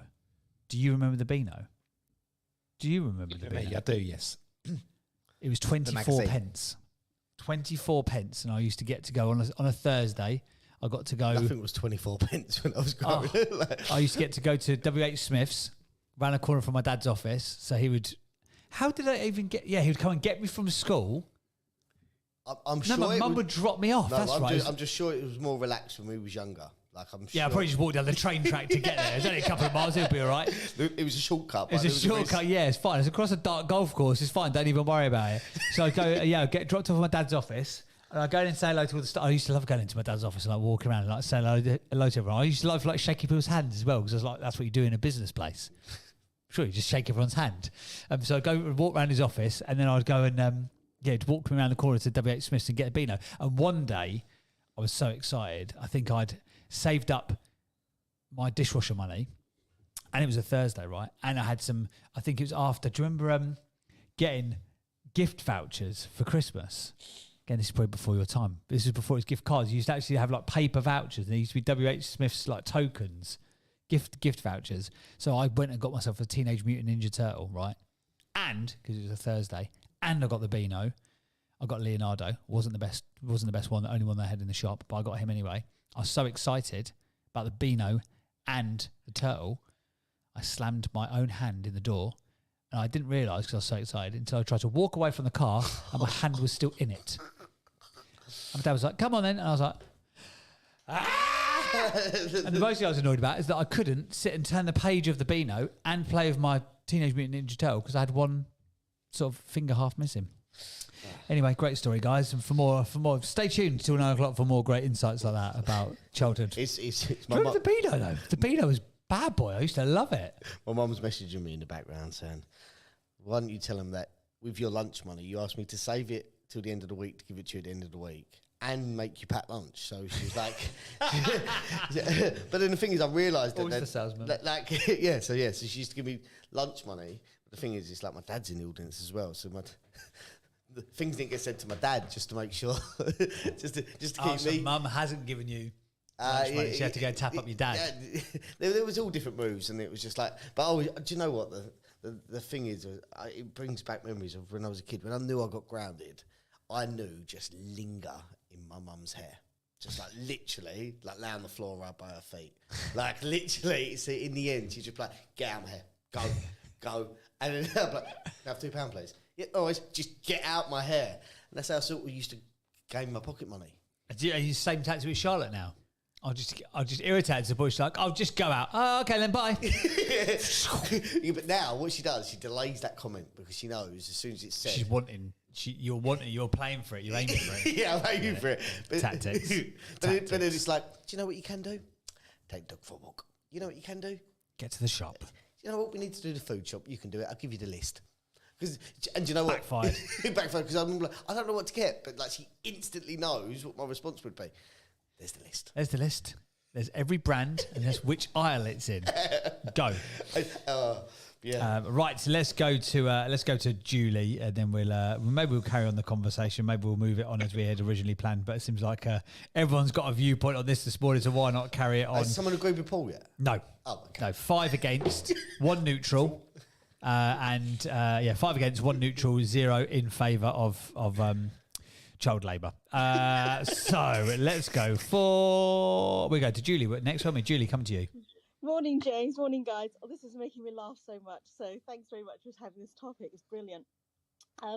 My share is basically, I think I have an entrepreneurial brain, but I have a low risk appetite, and I was never incentivized to work for money. So my parents had a restaurant, and I'm one of 5 children. I'm the 4th down in line. The sister above me is 4 years older. My brother's then 7 years older. So when my brother was born, my eldest sister did a housework rota around the house, so to help my mum out because there were so many of us. And so, we all were just, we always had to muck in, and we always used to have to work. I mean, I was lucky enough that my parents' restaurant was large enough that we had staff and we didn't have to work. So, it wasn't a case of me coming home from school and, going sitting, and serving customers. It was optional. So, I always worked in my parents' restaurant just because I just love being there. And so through absorption, I love cooking. But then I'm also the only one in my family that worked the most in my parents' restaurant as well. But I was never paid to do so. But we all got pocket money. What my mum used to do with my pocket money, she used to kind of stash it away for me. And if I wanted to go shopping, I could just dip into it.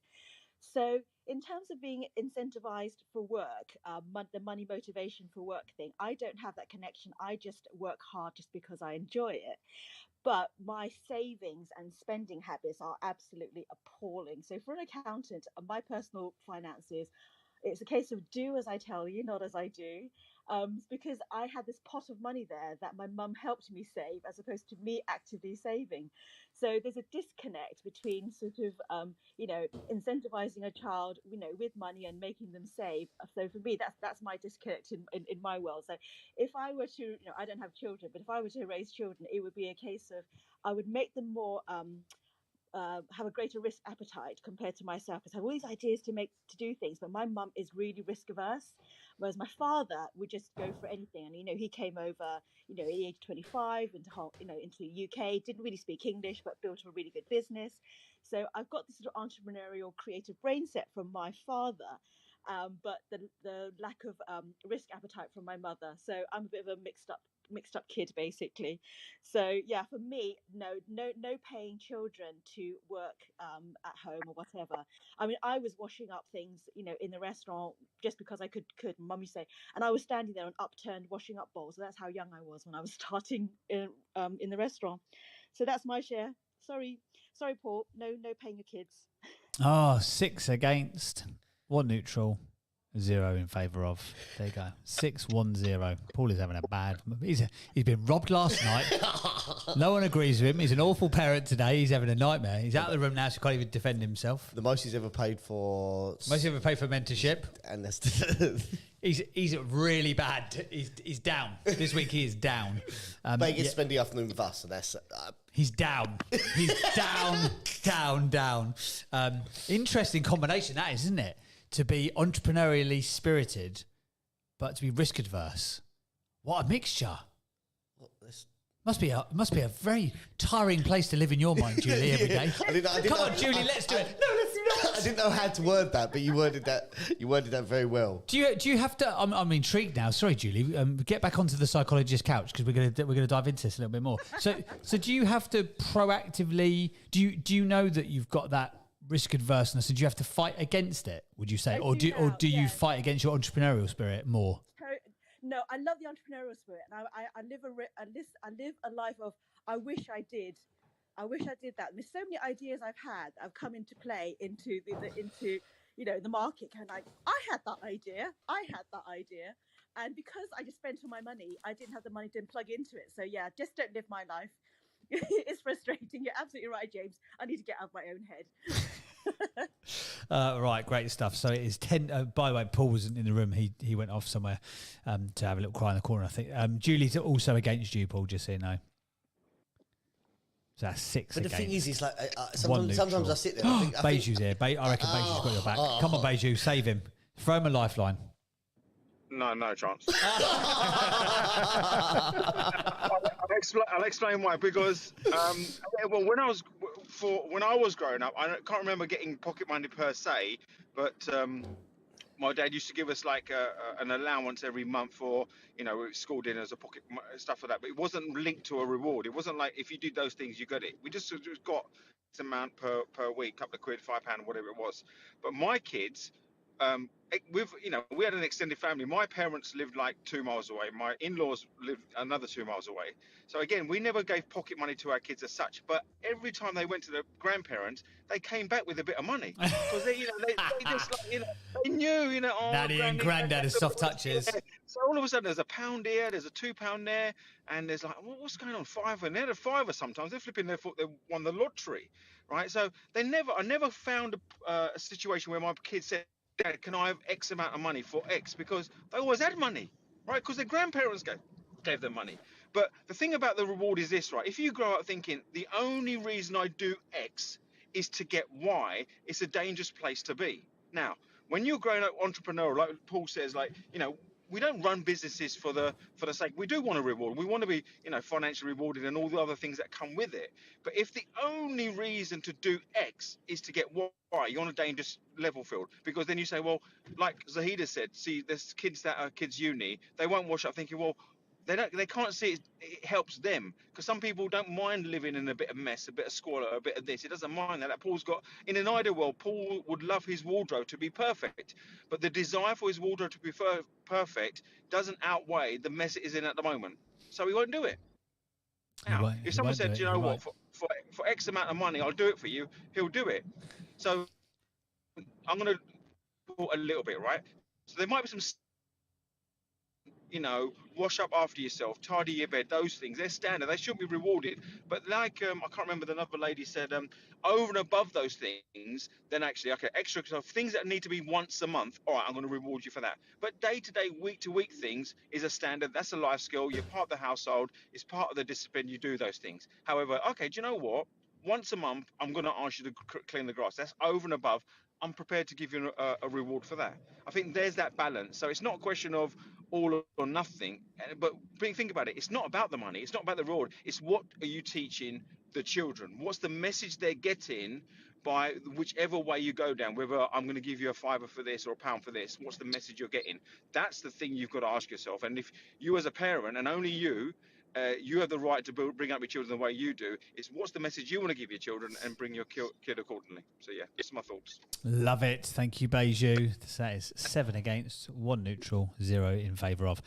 By the way, I like that. I don't think I'm going to link the money to the outcome, but I'm not going to clearly define if the money is linked to the outcome or not. So they'll be like, can I have some pocket money? I'll be like, probably not. Did you do the dishwasher this week? No. Maybe it's linked. It's a mystery. Maybe we want to try doing it next week. Maybe you get it. Yeah, subliminal. I'll go back to Paul. Mysterious Paul's like, parenting. That's what I like. Mysterious parenting style. James, can I ask you a question? Like Paul, talks about, over the years how he's employed a lot of people and he's had difficult conversations. And, he sometimes get irate when someone doesn't stay behind to finish the job, right? Now, if that person thinking, whether I stay behind the job today or not, I'm going to get paid. The more money you give, if you think money is the motivator, eventually there's an immune bit whereby, well, that extra bit of money motivate me for 3 weeks, it won't be any more. So you've got to keep up in the ante. So if you think that money originally is the original source of the reason you do something, you're on a slippery slope because you're going to have to give more to get the same behavior. So use money in a different way as opposed to the immediate reward for the thing. I tell you what, that's a great point actually. Out of interest, and just feel free for the next 30 seconds or so to unmute and tell us your number, because I've got no idea what sort of inflation has done to pocket money. What is the average weekly pocket money that you give to a kid? £10. £10? Adie's balling out. I used to get 24 pence for a Beano in 1990. Their age as well, James. Okay, let's do age brackets. Okay, so let's say under. I'm not giving them pocket money till they're 10. Did you know, we've got on our little local high street, there's various coffee shops and stuff like that. So a couple of days after school, my daughter, the eldest one, will walk to the coffee shop after school with her friends, and they'll go in the coffee shop. Oh, right? That's well sweet. So she'll get like a smoothie or a milkshake or something like that, and a cookie or something. But that's £6-7 quid, £10 for that. Yeah. So like she's spending. Through that sort of activity, she's spending 30-40 quid a week of going out with her friends. So damn right she should be doing the dishwasher. Good on you. That's my argument. So as my wife would have them do the chores because they should be doing the chores, and then just transfer the money onto her GoHenry card so she can go out and do what she wants. But there's no connection between. So my daughter just thinks, well, mum and dad will just top that up. See what I mean? The GoHenry's going low. Mum and dad will sort it out. Is that why Jeeves only does half a day now on a Saturday? Because the other half's covered by the kids, kid labour. That's the reason why he's got to do the garden this weekend. Because Jeeves is off, and he can't give the little one. I've got CCTV cameras in my garden. Okay, I will make sure they're recording this on Saturday afternoon. I'll attempt to try and get the kids to jet wash, and you can see on the camera how that will turn out. Honestly, I'll clip that for social media somewhere. That would be brilliant. Or what you're going to do is dangle. There'll be a family discussion. We'll all be looking at the jet wash for about 2 minutes, and then everyone will walk off, and Dad will be left there. As I said at the start, I don't mind jet washing. I think jet washing is just very therapeutic. So, well, if you want for the cost of a smoothie and a cookie, you can go and do as much as you like this weekend if you want. And gets you out of Charlotte's hair. He gets his lawn jet washed, and you get a cookie and a smoothie. Win. Don't come to me with problems. Just come to me with solutions. Right. But I haven't got a GoHenry account, so he'll give you cash. He'll siphon it off cash. He doesn't believe in technology anymore. He's after the robbery. He don't want to talk about it. Right, come on. We'll have one more share on this then, and then we'll switch up after 8 o'clock. Wow, everybody wants to share. Let's go to who's been flashing longest. I think Sarah probably. Sarah, we'll come to you, and then we'll move the conversation along. What's your take this morning? Are you with us or are you against us, Sarah? I'm sort of 50-50, and the only reason so mutual again. Okay. Yeah. So my daughter, right, when they were growing up, okay, I used to give them money for doing certain chores, but we would like experiences. So if they wanted to go, I don't know, to Peppa Pig World or something like that, But I've noticed now, as my kids are grown up, and when Paul was saying about whether you come from trauma, my kids had a really nice upbringing, and they're actually really entrepreneurial. So I had a bit of a traumatic upbringing, and I'm entrepreneurial. So I don't know whether it's really what's in them already, and if they copy you, that's why they do that. So that's what I think. So but I think you can pay the money, and I was listening to Beju, and it might have something to do with now. If my daughter actually is self-employed herself, she's grown her own business. She gets lots of affiliations from all over the place, and she often, if I'm totally honest, she'll come in and do work for me, but she actually invoices me quite a lot of money when I think about it. So maybe that's what Beju was saying. They expect a lot of money, which I don't think is a bad thing, to be really honest. So yeah, that's my take on it. So thanks for letting me talk. Awesome stuff. Thank you for your share. So I think, as you say, as a final assessment, that is 7 against, 2 neutrals, and 0 for. So strong morning for Paul. Strong morning for Paul. Right, let's have a jingle reset. We'll be back after this, and then we will. Hold on. I've got to change. I'm in the wrong screen. You know what I mean. I've got those that know. Hold on. If you know, you know. We're ready. We're ready? Let's pretend we're doing that again. Jingle reset. You are listening to Breakfast with Winners. Exclusive content direct from the Winners Club. If you are enjoying the conversation, click on the green Monopoly house at the top of the screen right now and join the thousands of winners already in our community. For even more actionable content and powerful lessons, download the free companion app now. Just search for the Winners Club in the App Store or Google Play. For more information about the Winners Club and how to become part of our growing community, head to thewinnersclub.club. Now, back to the show. Awesome stuff. Well, welcome back, everybody. It is Friday morning here in the United Kingdom. It's 8 o'clock. There's not a cloud in the sky. Have you seen out there? Hold on. We're not on Clubhouse because I've crashed. We're back in. We're back in. We're back in. Hello, everybody. Sorry, we crashed for a moment, but now we're back. Happy Friday, everybody. This is Breakfast with Winners, live from London. I say London. It's like Ilford. Sort of London, isn't it? Blue skies. Hey? We can see London. We can see London out of the back. The other night when I was here like mega late, the view was well good. You should from like the second floor up, I reckon you could charge a premium on these back offices. Cityscape views.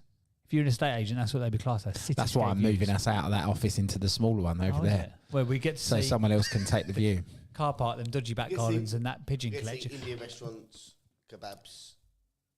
Hopefully there's no animal rights activists listening, but if there are, I've got a problem because don't matter how clean my car comes to this studio, there is a bird that absolutely just defecates all over my car. You know what? Every week. No, honestly. Waits for me, has that veggie curry down the road and explodes. If I tell you that we get at least 5 complaints a week from people that park their cars in the car park. Do you? That they get birds poo on their cars. What do you want us to do about that? It's not our. We don't control. They're not our birds. They don't work for us. Is that your answer? No, but that is customer satisfaction. But it's got to that. It's got to that point because they're like, well, can I have a new parking spot? No, that's your allocated parking spot. Like, but every time I park my car there, a bird poos on it. You should get brand new work. We have zero control over that. We're not moving. We're not moving your control. But it is a complaint. A lot of people because there's some nice cars in that car park sometimes. Yeah. And considering how little they pay for rent, it surprises me. I judge I honestly judge the increase and the rental renewal conversations based around the cars that they park. And there's one accountant here who every single time we have an increase, he absolutely pleads poverty. That absolutely pleads poverty. Yeah, he's driving around in a brand new Audi Q7 downstairs. It's because they're to the number. That has the bird shitting all over it every single morning. Bird, please go and do that. But do you know what it is? It's because where you park, I'm pointing and people can't see in Clubhouse, but you park up against the building and they sit on the gutters. I know what they do. There, that's why. I'm buying my own cat. Just park a metre backwards from the wall. Yeah, but then it's it will throw off Ashley's depth perception when he comes in at 30 miles an hour late. He's quite good at this. If I don't park in the right spot, then Ashley's definitely going to crash his car into a wall. I look at your wind mirror, I'm behind my wind mirror straight up to it. Bird poo on cars. That's not the first time I've had this conversation in 6 years. You should get one of them eagle. They have it at stadiums, don't they? Have you ever seen them? They bring in like an eagle, and the eagle like chases off the pigeons. I've got Joe and Steve. I'll tell you what we won't discuss this morning: how to deal with your team or your customers. Let's lads, get up on that roof with a big stick. Yeah, poke that pigeon. No, we've got. You wouldn't believe we've got. You can't. Well, you might be able to see it from here on the other building. Can you see the nets? Yeah. Yes. Yeah. So we've paid for all those nets to be installed. There's a lot of bird protection, bird proofing. Sorry, is the right word. It's going on all over the place. Is that your office out that window as well? That was sort of like big glass windowed one. The one at the top. Yeah, it's a really nice office up there. What's in there? How big's that? Can we have that one? No. Okay. Give me a space to build a sales floor. That is the sales floor up there. Actually, there's a recruitment agency that sit up there. They've got a nice. That's got a really nice view out across London. Yeah, it looks nice, that one. Premium for that one though. That's the penthouse. What's above that? Because there's like a big skylight thing. Sorry, this is an awful audio experience, but I've just noticed it out the window. I've never really looked at it before. What's the bit above that? A plant room. A plant room. What's in there? Plant. Because in East London, not the type. Not the type. We having a little grow. No, not the type that you can sell. I was wondering where that was going. No, there's. Sure. I think there's air conditioning units and that's what you mean by plant. air handling units. Less exciting than I thought. Yeah. Okay. I'll take you up there if you want. Well, I don't need to go up there now. There's nothing worth having a look at now, frankly. Right, good morning, everybody. Welcome to Breakfast with Winners. If you've not yet done so, click onto the Little Green Monopoly House at the top of the room. I know we say it all the time, but go and do it because we basically, every single month, we'll have about, I don't know, 50, 60, 70,000 people that will come for our rooms, but not everyone obviously is a member because at the moment there are only, I say only, 39,000. Oh, we're nearly at 40,000 members. 39,500 members. That's gone up about 100 a day this week. That's nice, isn't it? Make a little boy's dream come true. Go on, get us to 40,000. Go on, get us to 40,000. Click the Little Green Monopoly House and you can find out more information. Hey, I tell you what, jokes aside, we are going to be doing a lot more off the back of stuff that we've been listening and finding out and discovering this morning in real time. We're definitely going to do more members-only rooms around the stuff we're doing around crypto because it turns out that everything that we're saying about crypto is being bastardized and repurposed. Ripped off. Yes. We've had some twice this week we've discovered. Yeah. Twice. Literally discovered one this morning, which is it's not even sort of like a trying to emulate. It's just a straight up carbon copy, isn't it? The roadmap, everything. I'm in the back end of their Discord. If you're trying to mug us off, we're watching you, all right? We're watching you. And if it carries on, we're going to send Ashley Shipman. We've got Joe. Got Joe or Steve. I mean, Steve is the least intimidating guy you've ever met in your life. Steve won't scare you. Steve won't scare you. If anything, you'd scare him. Which is Joe ironic because he's a security guard, believe it or not. Is he? That's his role. Is that his role? He's concierge, but concierge. That's what we call it in the modern world. But really, he's the building security guard. Christ, I feel well secure now. I feel less secure now that he's on security than I did before. Frankly, I'd rather send Shipman. He's actually a ninja in disguise. It's very well disguised, isn't it? Jesus. But yes, okay, cool. So yes, we're going to be definitely click onto the Monopoly House is what I was saying. Sorry, I inadvertently redirected my brain there for a second because we are going to be, when we're doing crypto specific rooms about what we're doing and the roadmap of the stuff that we're building out, those will definitely be conversations that we are having with members only for sure. And also we've got, there's a few things that we're working on behind the scenes that will only be opening up to members. We might be doing some, not just morning rooms, we might do some afternoon and evening rooms as well. But that will be only for members. So click on the Little Green Monopoly House and you can become a member. Right, we were going to move on from the conversation around parenting and raising entrepreneurial kids. But to be honest, the conversations, everyone's back channeling us going, can we go around the chat? So why not? So give us a flash if you'd like to share this morning. We're talking about raising entrepreneurial kids, tips, advice on it, your own take on it, what you see working, what you see don't working. We're obviously still keeping a tally up on rating pools, parenting what style. What you see don't working. What you see don't working. Is that what I just said? That's the vocabulary lesson straight out of Ashley's. I was about to say that as well. What you see don't working. I get it, Paul. You understand Yes. that? Am I telling you to shipman? Oh my God. I said I'm something gonna this sell morning. someone something I said today. something this morning. And I'm a fine one to pick you up on that. I But, said something this morning. you know, and he it's like looked the at me pot calling what? the kettle black. But He said, what? And I said, no, I did say that very quick that I need to reframe it as well. You have He to looked at me reframe like- your own wording. What? Ashley talks like your nan with Alzheimer's sometimes, don't he? My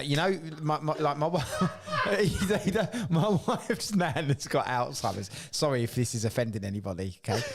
But she'll say, Trigger warning. She'll say stuff like the thing, the thing, you know. And he goes, that thing. But that's how we talk to you. Like he'll say, yeah, you know that thing, the thing, you know. What do I know? what am I supposed to know that I don't know? What thing? The thingy-mabobby. But in his head, there's a he knows what he's talking But about. anyway, carry on talking, James. I'm with you. The thing. My nan had dementia, and all she used to go to the shops every day for some unknown reason. She'd just buy untold amounts of tomatoes. And then just had a real bugbear, the fact there was not enough tomatoes in the house. And every time I go and see her, there'd just be like rotten tomatoes in the fridge. Like, Nan, do you think... She's like, oh, can you take me to the shop? I was like, yeah, of course I can. What do you want to go get? She's like, I need some tomatoes. I was like, do you really need some tomatoes, though? She just could not grasp the concept. I tell you what, if anyone could crack Ashley's code, his code is something like this. It would be like, yeah, I'm just saying, about the thing, about the thing that... Yeah, I mean... That means something. In Ashley's world, that means... That means a lot. It means a lot. Not even like There's something something. going on. Like, there's a whole story connected to that. It's brilliant. But that's what he done to me this morning. And I went, what? I know when it hasn't landed. But the thing is, he's learning Ashley. Like He is. It's like learning a second language. Yeah. Isn't it? Ashleyisms. I think the most difficult language is to understand. English apparently is quite a hard one to learn as a second language. Mandarin, obviously, and then Ashley. Yeah. Like the thing is, it's The thing is, right? Remember when people just used to jump on at some point and just talk about the sound effects that Ashley would make? Okay, guys. So, lovely. Oh, we used to have lots, didn't we? We used to end the show every... Yeah, it's rock and roll. Rock and roll. God, that's a blast from the past. Right, anyway, come on, gang. Give us a flash if you'd like to share this morning. We're talking about parenting entrepreneurial kids or just raising kids in general. We've got Jackie's giving us a flash. Who else was flashing before we had the little break? AD was flashing. Right, let's go Jackie and then AD. And then Toby. So Jackie, AD, Toby. Somebody remember that. I'll try and remember it for myself. Jackie. Yeah, good morning, everybody. Paul, I think as great as it is treating your daughter so well and spoiling her, can you imagine when she grows up and when she's getting older and her expectations? And I would just say, God help the poor man that she ends up with if you keep on that track, because he will spend a fortune. Oh my God, he'll have to be so loaded. But, when it comes to, children and stuff like that, Tony and I, we just have one child and he lives with Asperger's. And when I got very ill, we decided we would put him into boarding school when he went to secondary school, and for his socialization skills and other reasons to do with my health at the time and everything. So every week we were getting these calls that he was starving and he needed tuck, and we had to keep bringing him over more food. And it got to the point that we were like, we're going to talk to the school. The child can't be this hungry all the time. It's ridiculous. Well, it turned out that all the stuff we were bringing over to him, he was selling to the international kids who didn't have parents locally. So he was cleaning up. And that's why he didn't need pocket money at school, because he was literally making a fortune. And then when he was younger, I remember at Christmas time, he would get his presents from Santa, and being an only child, he was obviously spoiled rotten. And then we would give him presents from us as parents. But he was like, no, there's two of you. I should get parents from mom and presents from dad as well. So then it ended up that we had to get him 3 sets of presents. And now he's at 16 and has got a part-time job. So we're trying to teach him that not only can you have that little entrepreneurial thing whereby you can, sell things on, but you have to work as well and to set him up for perhaps when he goes to college, that, you know, you're getting a skill now in the bar restaurant where he got a local job, that when you go to college, you can go and get a part-time job and use those skills as well. But it's also good for his socialization and communication skills. So when you think of it as a whole, all these stuff that we're teaching our kids is setting them up for their future. So I would just bear that in mind, Paul, when because when your daughter becomes a teenager, the little bits of money you have to give her now, it's going to be huge. It really is. So the best of luck with that. This is Jackie in the Red, handing back the baton. This is why we're having to build up a crypto base of assets, isn't it? To fund these children, to fund these goddamn children. Right, I am going to go to AD. AD, we come to you next. Good morning, everyone. I, like Jackie, have only one child. And so because I had her late in life, I've been very purposeful and intentional about how I have raised her with my husband. And one of the things that we decided to do when she was 11, was we sent her, I went with her on a missions trip to Kenya, where she saw young children with big dreams and big aspirations, but in squalor, and yet in that squalor, still aiming for high things. And what that did was help to shape her mindset about the privileges that she has, the money that she has. And so when she came back and she was listening to some of her friends who, you know, were upset because, you know, one of her friends, for example, had a lift in their house, and he was complaining that the lift wasn't working. And she said, "Mum, the lift's not working. He can walk up the stairs. There are kids in Kenya that are not eating properly," and all this and that, because her mindset was starting to reevaluate the value of things. So not only did we do that with her, but the type of school that we sent her to, they have in their um, leadership training and things to do with the army training. And again, it was purposeful and intentional, because not only do we want her to understand the privileges that she has, value money, but we want to instill in her the resilience that's required in this society that we're now in, where she can come out and there'll be no job.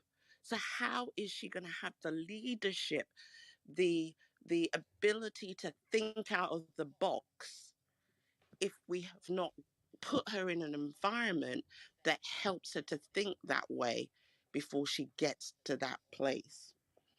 We've also been intentional about training her in being able to look after her money.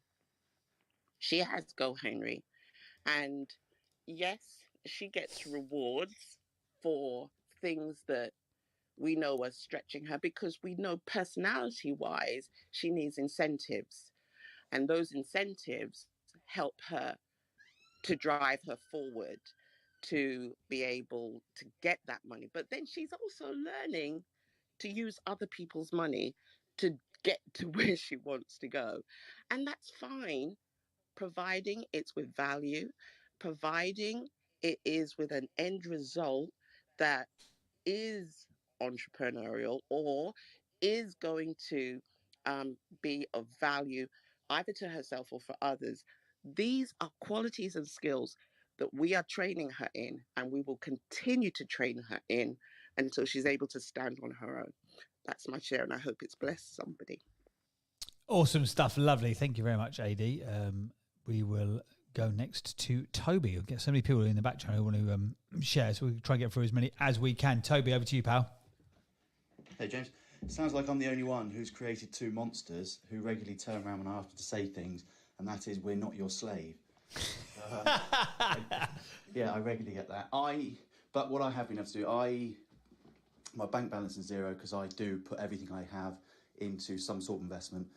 My wife, though, is a hoarder and just banks the money, and it's the opposite of me. So what I'm trying to do with the kids is get them to invest their money, and if I need something, I don't know, a couple of pounds for a delivery guy, or £5, £10 into a card, I do get them to give me it, and I do then give them return on the money. So they are recognising that. But I have two monsters who I regularly want to strangle because I'm not your slave. I can see why you and Paul get on so well, Toby. I really can. I think in a different life you might have been brothers. Right, let's have a few more flashes of the mic then, gang, if you want to share. I think we've... Gail was flashing a minute ago. Is Gail still there? No, I think Gail's gone. Who I can hear a flash, but I can't see the flash. James, I am here. Oh, Gail is there. Sorry, Gail, go on. Yeah, no, I am here. I was in the supermarket.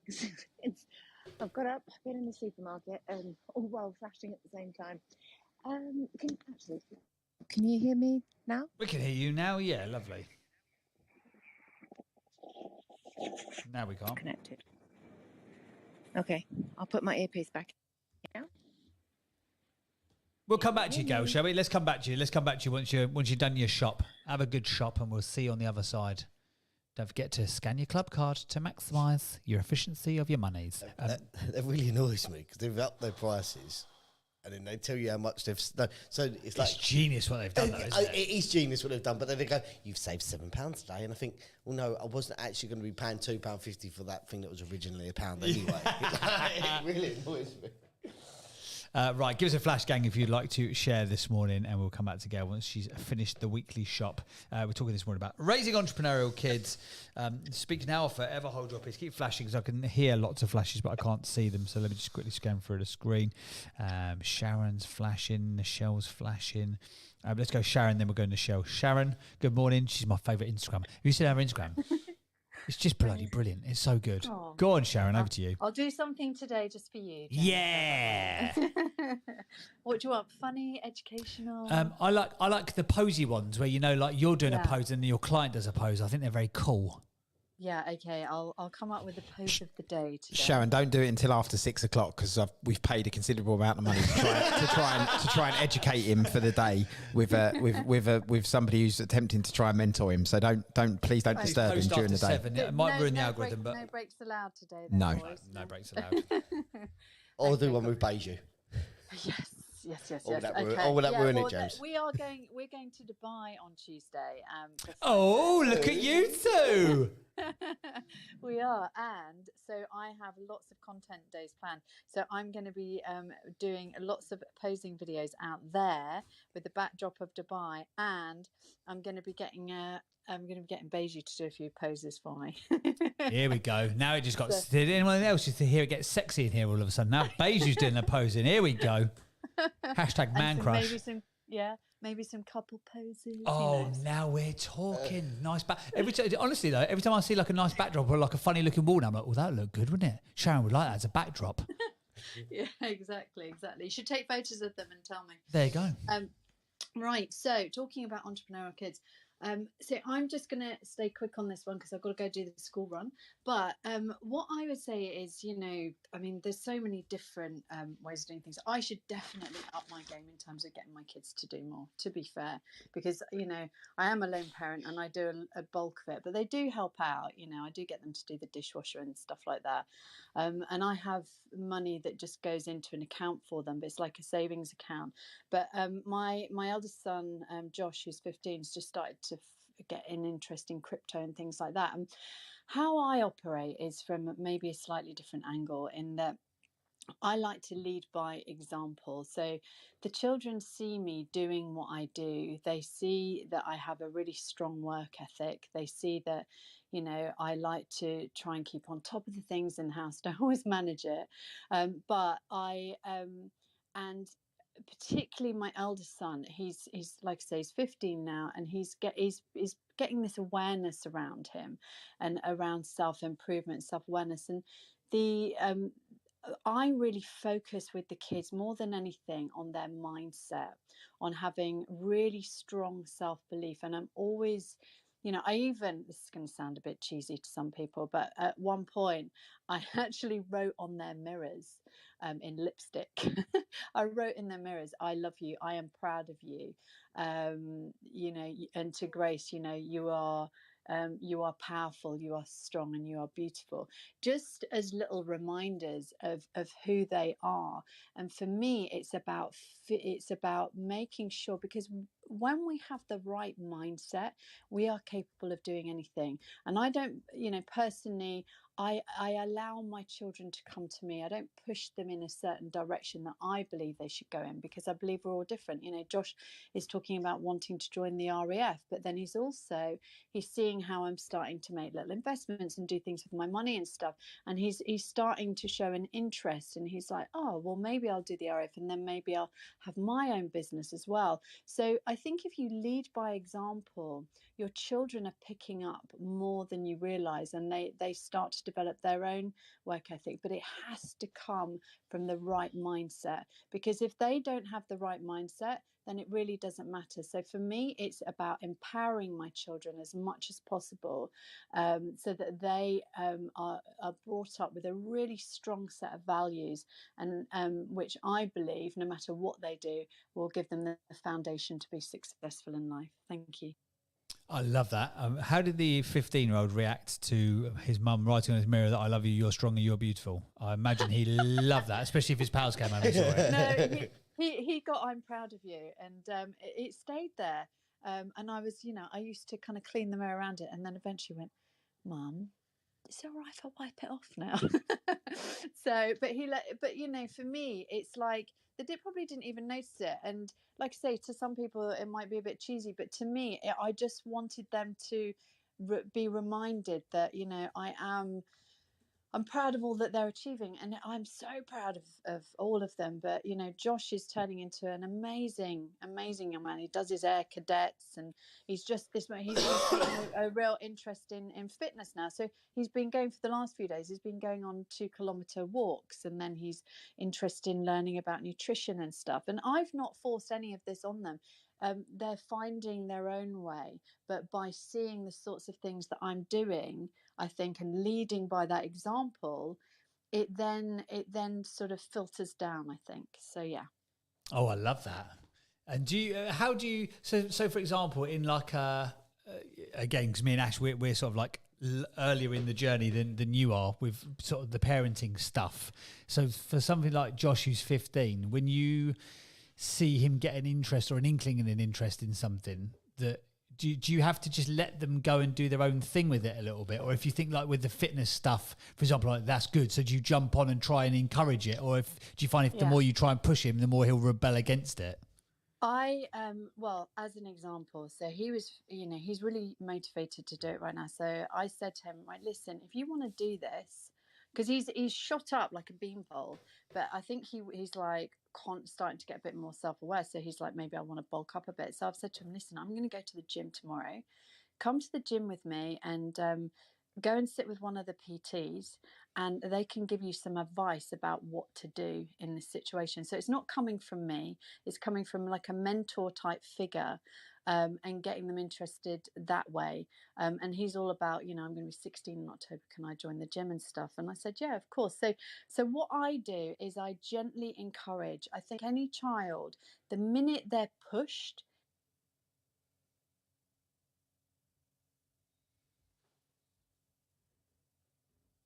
kind of parent. So, but I'm just supportive. So in anything that they want to do, and I say, I don't care, whether you quit or not, as long as you try at things, as long as you always keep an open mind to everything. If it's not for you, it's not for you. But I'm not one of these parents who will push and say, you must, because I believe that when we do, but this is me personally, but I believe that when you do that, it'll create resistance, because we should always be doing things that we're passionate about. So yeah, that's my take. I want to follow on from that, doing things they're passionate about. So Ariana's passionate about drawing on things, drawing on her face, drawing on her clothes. Like, do I encourage this stuff or do I stop? Just to let you know, it was my son's christening. Well, I think you 10 minutes first, so yeah. That's them showing some creativity. Well, Yeah. 10 minutes before we left to go to the christening, so everyone's ready. She's in this nice, beautiful dress. Yeah. And we're just finishing off getting ready to walk out the door, and she walks in and goes, "Mummy, Daddy, I found a pen." Like, she is drawn all on the front of her dress. I bet your words were, "That's okay, darling. Don't worry about it." I was like, like, the thing is, Charlotte is normally the one that's quite reasoning. I got scared. Like, I stood in the kitchen and then I could hear the telling off that was going on, and it was like, "Take it off now." She's scrubbing it, and I was like, "Just go and get another dress. Just go get another dress out the wardrobe." But like I think That's just kids are being I kids. think my daughter was paralysed by the 10 minutes before we was leaving to go to the church that she had scribbled. Like, so everyone was ready to walk out the door, and she's found a pen and drawn on the front of her. Nice. With kids as well, the more you draw attention to stuff, the more they do it, don't they? So we're, like with George jumping off the sofas now, we're having to like obviously try and catch him before face and floor connect. But like we were telling him like stop doing that, but then he just smirks. Like he had his bottle of milk last night, and he drops on the floor. I was like, don't drop it on the floor, sweetie. And he just looked at me, and he just like looked me straight in the eye, smirked, and just poured it. I'm like, I'll just connect with you. But I bottled it before he did, to be fair. It's the quickest way to get your attention. Yeah, and they don't care whether it's good attention or bad attention. It's just attention, isn't it? Awesome stuff. Well, some great shares this morning. Right, we've got some nice stuff coming on in the chat as well. Don't forget, guys, if you want to, you can click on the bottom left-hand corner of the of your screen. You can join in the chat as well. I love this from Jagdi. My youngest really picks up on what I do. I'm reading every day, and now she sits with me when I read. I love that. Yeah, that's a key thing with kids as well, isn't it? I think they pick up on. It's not so much what you say, it's what you do, 100%. And then they will match and and mirror. Rihanna's got put a great post in there as well. So my 7-year-old blue tacks pound notes or any of the notes that she gets for her birthdays and Christmas up onto her bedroom wall because she just loves being surrounded by money. I love that. I think that's fantastic. Which I hope means she has a comfortable relationship with it. Yeah, brilliant. Love that, Cher. Ariana looks after my money. I didn't ask her to. But like she'll find I don't know, £5 coins and 50p's and then it's like I don't know, like if we're getting takeaway, I'm like, "Have you got any change?" Just give the man a tip or something. She'll be like, "Daddy, I've got some money for you." Runs up. I'm like, "Where did you get that from?" He's like, "I was looking after it for you." I'm like, "You're learning from your mum very, very, very well." Because well. apparently, if it stays in the trousers before it hits the washing machine, it's officially I've lost it. So that's fair. And so I'm walking. I'm like, "What's that bit of money on the side? Is that mine? Is it yours?" She was like, "Well, it was yours. It was in your trousers." Ownership has transferred. The ownership is transferred now. The ownership of those assets has been transferred. So I have to hold on with dear life by default. Right, let's. Oh, who's flashing now? James, check your message.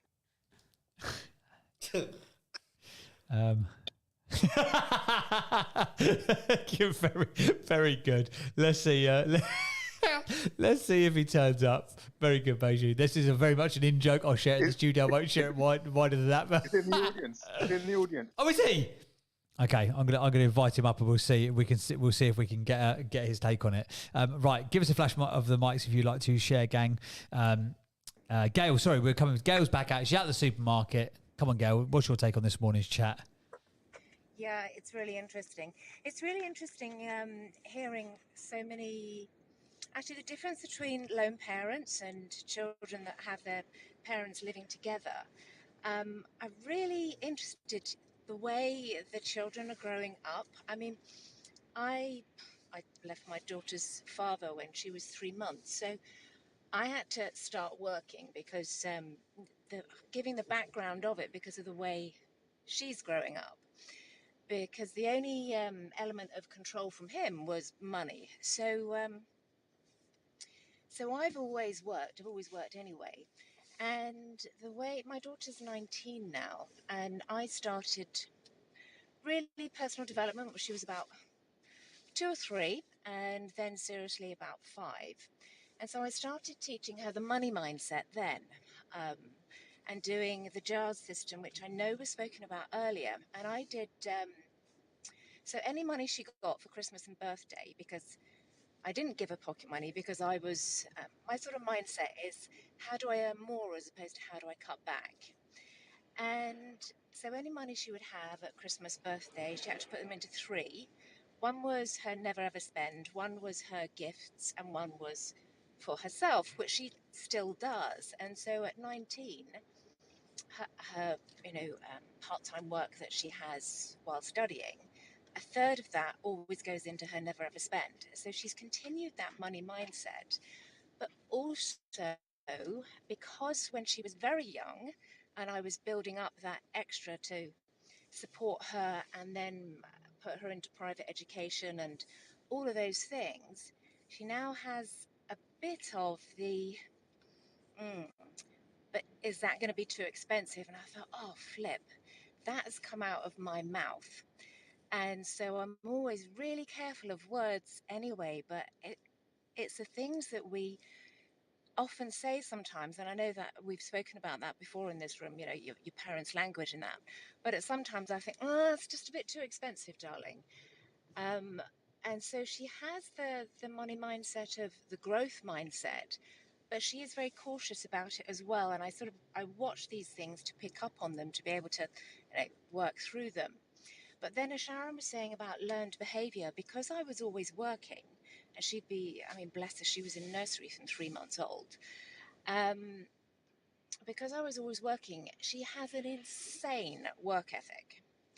Even to the point she was helping out at an event of a boyfriend's parents owned a company. She was helping at one of their events at a conference, exhibition. And his father messaged me and said, Gail, she will go far from her work ethic, let alone anything else. I thought, well, that's totally learned behavior, because she's seen me in that, well, I'm working, and then I'm working, and then I'm building the business, to be able to build the business so that I can spend the time. So she has that mindset of, to get where I want to get, this is what I've got to do to be able to achieve it. So she's had the both of absolutely living fine, but because I've always had that drive myself, this is what you can do when you do have that drive and do those extra things to create X, Y, Z. So at the place where she is now, which is it is a niche business school, and that's only come about from me doing the work. Where she is, I just see the mindset go, oh my goodness, she has such drive and determination. But then also through not being able to spend the time, I've mentioned before, I had au pairs and now I have a housekeeper. I am amazed at the way she can communicate.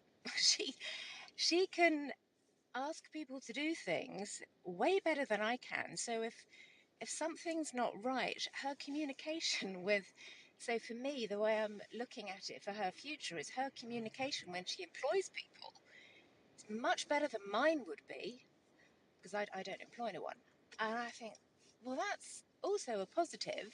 So all these niches of learned behavior, from the money mindset to communication to work ethic, I think it's really fascinating when you do see your children grow up and you've been through those different stages. So every stage is an important stage, but it's everyone on here is educated in the entrepreneurial world and very mindful, and we're very mindful of the way we speak to our children. But for people that are just starting on that journey, it all boils down to communication of what we're teaching our children.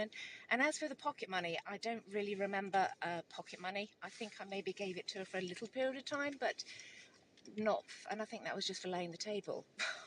Because I thought everything is done for you, so maybe you can do that, but that kind of went out the window, and it's just been the money that you have, this is what you do with it, and this is the way you split it up. And so that's my share, actually. It comes down to those 3 different points of learned behavior, from your setting your example, and then the education that the tools that we give them. It's the tools, isn't it? It's the tools that we set them up for life to be able to do what they want. And so now, with her money, she's buying her things, and I go, well, this is down to you. And so she's actually paid for her first holiday with a friend. Jammy devil though, because she's like, well, we can't go anywhere that's not nice. And her friend's father has given all his Avios points. I can't believe they've got this 5-star all inclusive for £45 each, plus their flights. I thought, oh wow, good for you, girl, good for you. So that's my share for this morning, and pray that I didn't cut out. Awesome stuff. Thank you very much, Gail. Yeah, that's a jammy holiday and a half, that, isn't it? Good on her. Right, let's go for a couple more flashes of the Mites and Gangs. It's 20 to 9. We've got about 20 minutes left this morning. Oh, we said we'll go to Nichelle next, didn't we? Sorry, Nichelle, we're coming back to you, amigo, and then we'll see how we get on. Go on, Nichelle, over to you. Lovely, thanks, James. Just on a couple of things that people have said in the room. So the language of talking to the kids around money, there are perspectives that love and money are connected. So when you say, I don't have enough, I can't afford that, what are you actually saying? It's the love energy. And so when you say, oh, that's too expensive, for example, if we reframe it as parents and say, oh, maybe we can't afford that just now, but let's find a way of let's make a plan of how we can get there. So always have the solution and never say it's a dead end. It's not now. And then I think just back to the disempowerment, well, actually, Toby, when your kids say, I'm not your slave, you say, well, I'm not your cleaner, I'm not your butler, I'm not your chef. So, we've had those conversations in our house as well. And the disempowerment thing, it's kind of like how I'm really curious about this because, you buy them a car, and I haven't done any of this yet, and I'm sort of like, I'm really sort of torn. Yes, I'm helping with driving lessons. I don't really want to help them buy a car because I think they need to be independent, stand on their own 2 feet, and have something to aim for. You buy a house, you buy a car. Where does it stop? The bank of mum and dad. You're not going to be around forever. And where is the incentive for them to drive towards something when they, I say this from an experience of my kids went to private school and there were uber wealthy kids at that school. So much so that some of them have the mindset, they don't even have to go out and get a job and work because mum and dad are there paying for everything all the time. So it can have a really detrimental effect. And then I think my last point I'd really be curious about for, culturally. So the African community, the Asian community, there are communities that entrepreneurialism is really deeply embedded, into their psyche. I know I've got a lot of friends who are Nigerian, and I'm sure that Elaine and Ade and people in the audience can say, yeah, we, from a young age, that is a thing. We heard Ade say about the kids at school having big dreams and big aspirations, yet they're surrounded by poverty, but it doesn't stop them. How many stories have we heard where kids go, I'm going to be a doctor, and my education is my ticket out of here. And so I'm just really curious about that cultural sort of psyche behind all of that. Back to you, James. Ooh, very interesting. Is that Ashley Shipman's phone? Oh no, is it mine? Is that your phone, Ash?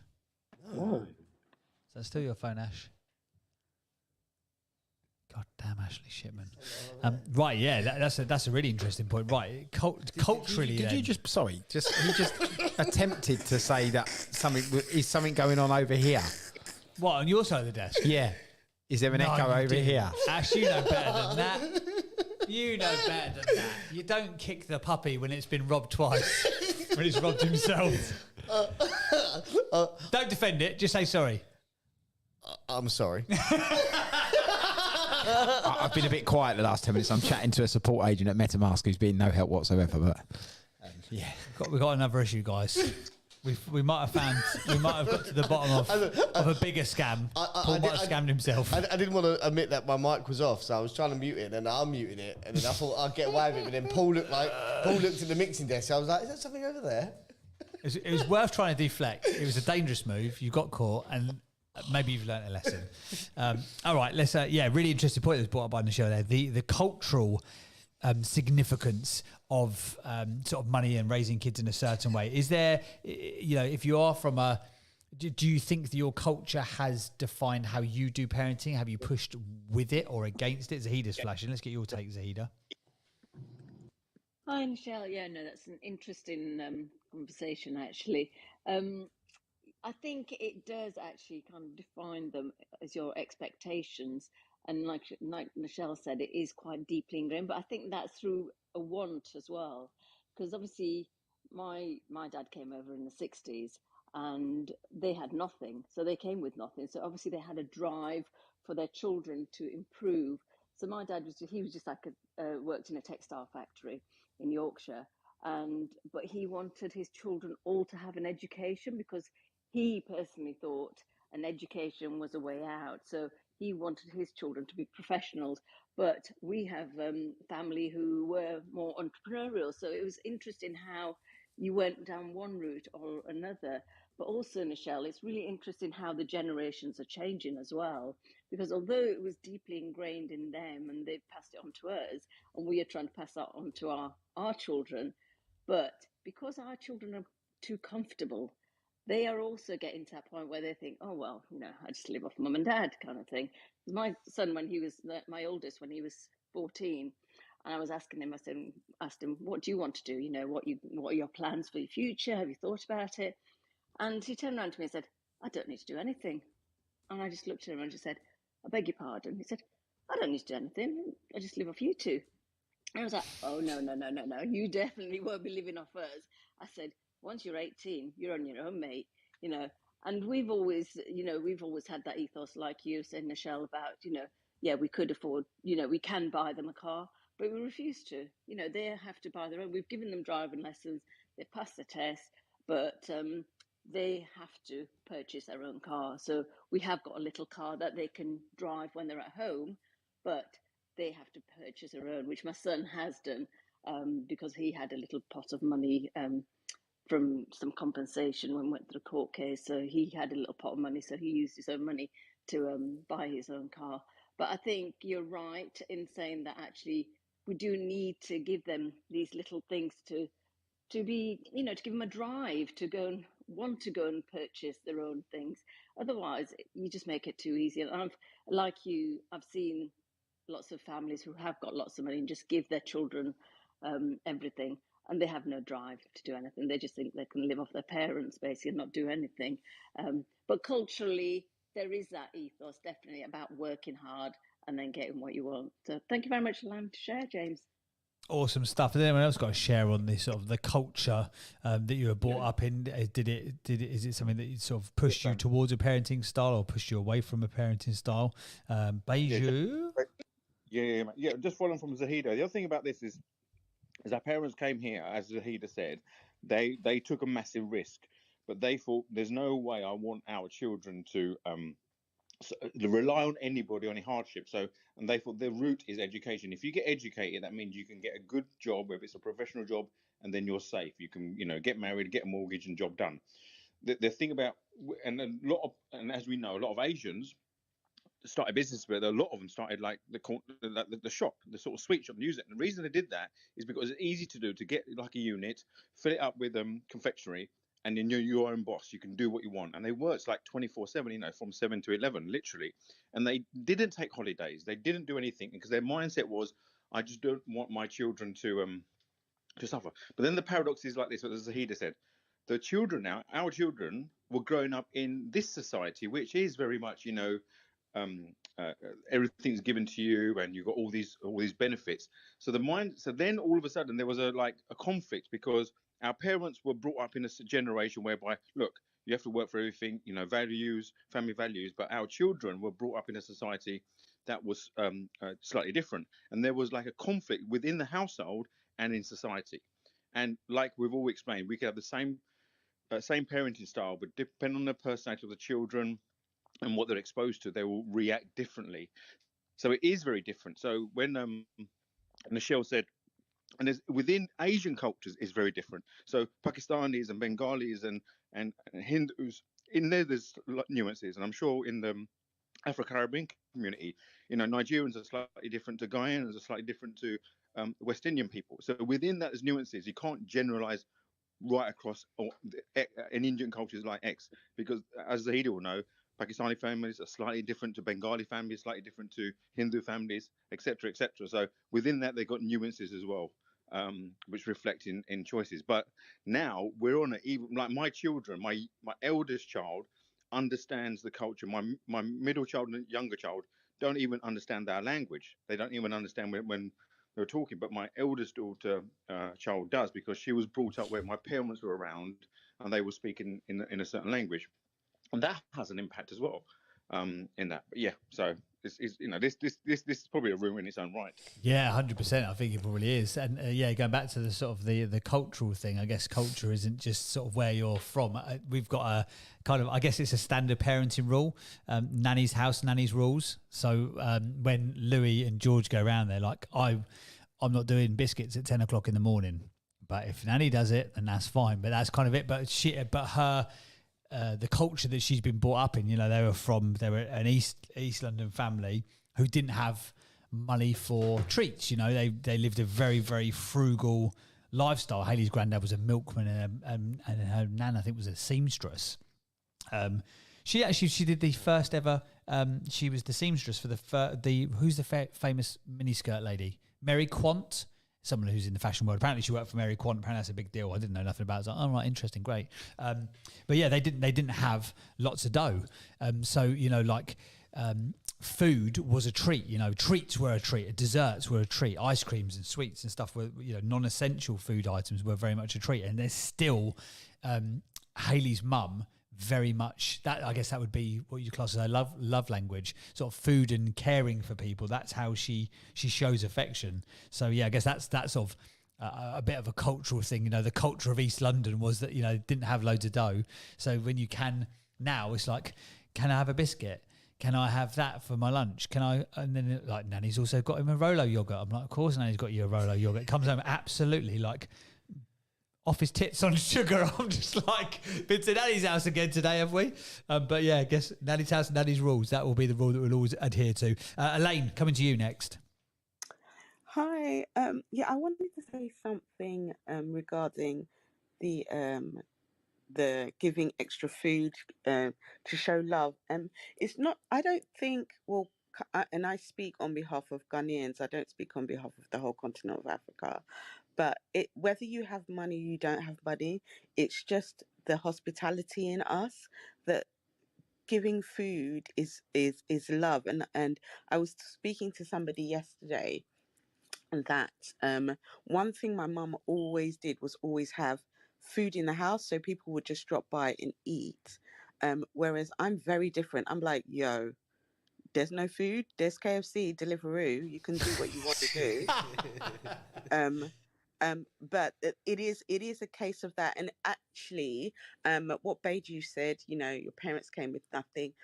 Actually, my parents were from a very affluent family, and James, I've told you this before, and we're very, very, very well-known family in Ghana. But one thing that my parents did, when I was growing up in the UK, was that you want for nothing, but you have to understand the value of money. That's one thing that my dad always instilled in us.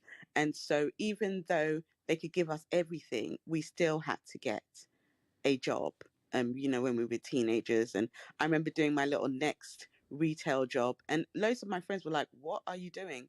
And at one point I was like, but so-and-so doesn't have to work. And my dad was like, yeah, so-and-so doesn't have to work, and we can give you anything, but we want you to understand that life is interesting, and that anything could happen, and you could end up with absolutely nothing, you know.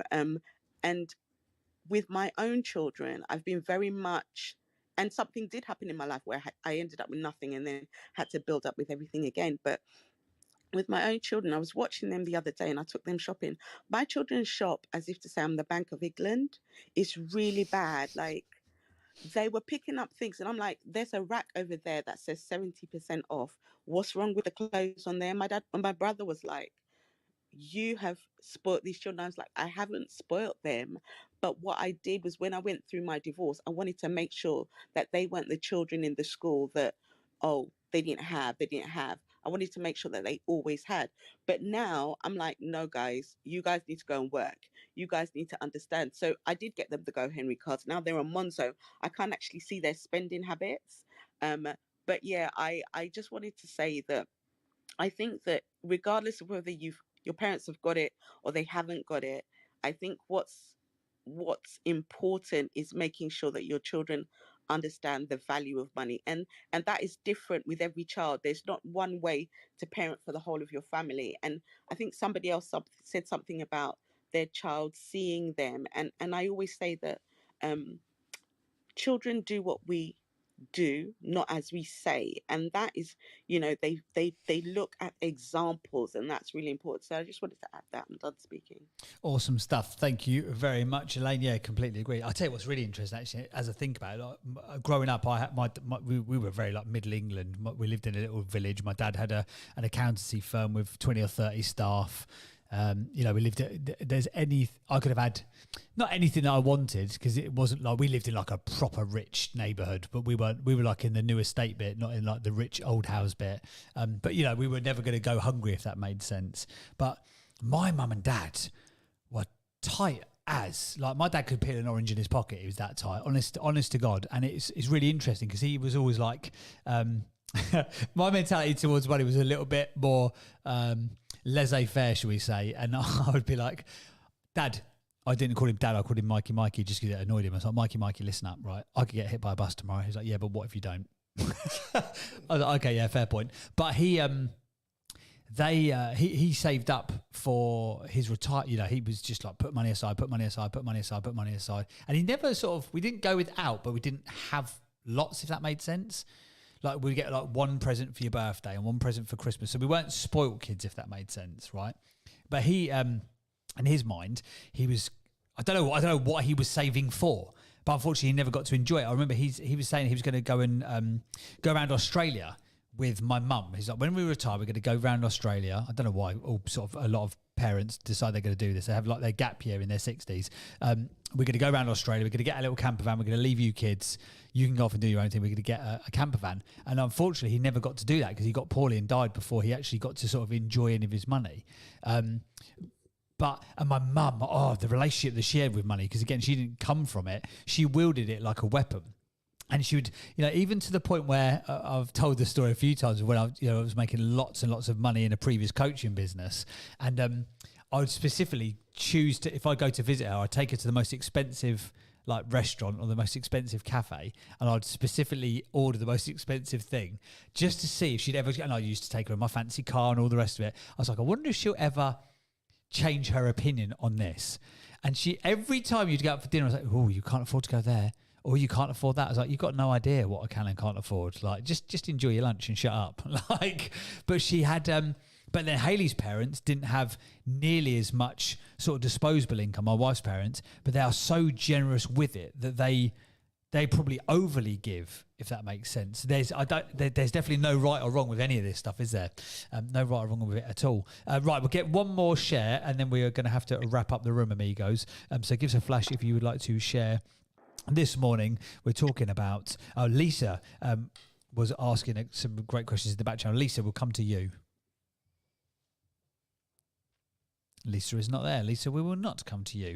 Yes, there she is. Here she is.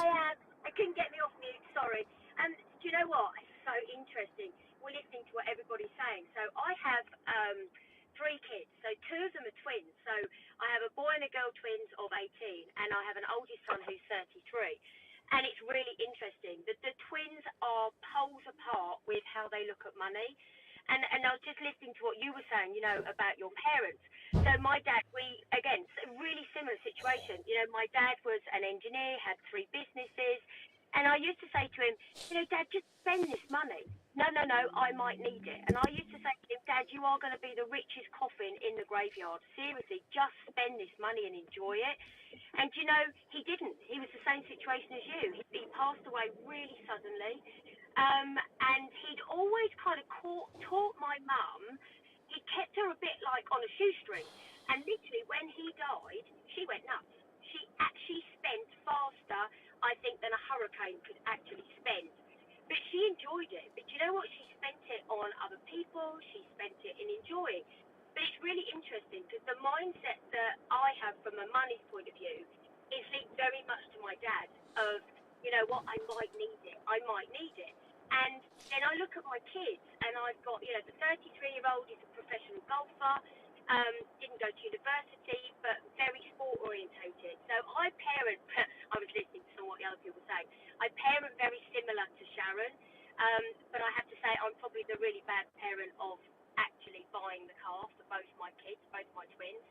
And do you know what? I kind of look at, so my son of 18 set a business up when he was 13, set up a gaming business, he monetised it, he's got something like 50,000 followers on Twitch, and he generates a monthly income.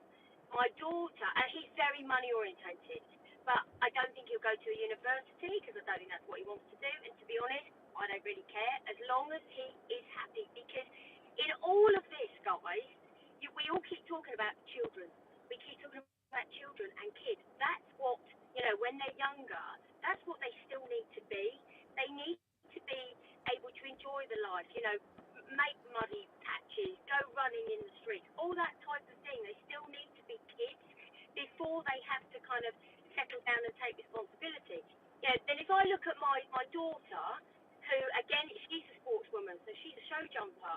So, yes, she has had nice horses to allow her to do that sport, but she has a completely different mindset with money. You know, she's the one who goes to Primark and buys as much as she can because that just makes her feel good, whereas the other, her twin, hoards and will only go and buy a pair of Dior trainers because that's what he wants to do. So I think it's so interesting. I think our job as parents is to encourage and support and say to them, you know what, you can be whatever you want to be, but leading by example. You know, they see the fact that, you know, yes, I came from money, but I've never sat back on my laurels because I just want to do the best and lead by example. My husband came from nothing, absolutely nothing, and he's worked and he's worked. So his work ethic has taught them that actually, you know, you work hard, this is what you can achieve. So I think there's a massive balance, but at the end of the day, we still never need to forget that they're children and they still need to enjoy their life as kids before they need to take on responsibility of an adult. That's what I wanted to share today, everybody. Awesome stuff. Thank you very much, Lisa. And you have perfectly filled up until bang on 9 o'clock. Literally, as you finished, it went from 8:59, dropped into 9 o'clock. Perfect. Jobs are good, and we are done. Cheers for your ears. As always, we've had a great week this week. Thank you, everyone for tuning in. Thank you for everyone who came up on stage and contributed. Thank you for everyone who's been joining in the chat in the background and popping in suggestions. Thank you to everyone who sort of messages us on Insta and all those other different places with content ideas and potential people that we could be bringing in for content and all that other good stuff. And yeah, we appreciate you. We hope you have a fantastic weekend, whatever you get up to, wherever you are around the world. We'll be back 6:30 a.m. UK time on Monday morning, unless I learn something really, really useful during this very expensive mentoring session. And maybe I won't be here on Monday. Maybe I'll actually be aligned with, I don't know, something different. Who knows? Who knows what might happen in the next 12 hours? I can guarantee you one thing. We're going to have a very nice lunch. Well, that's good. Strong end to the show. Cheers, Paul. Right, bye, everybody. See you on Monday. Cheers, Shriz. Ta-da!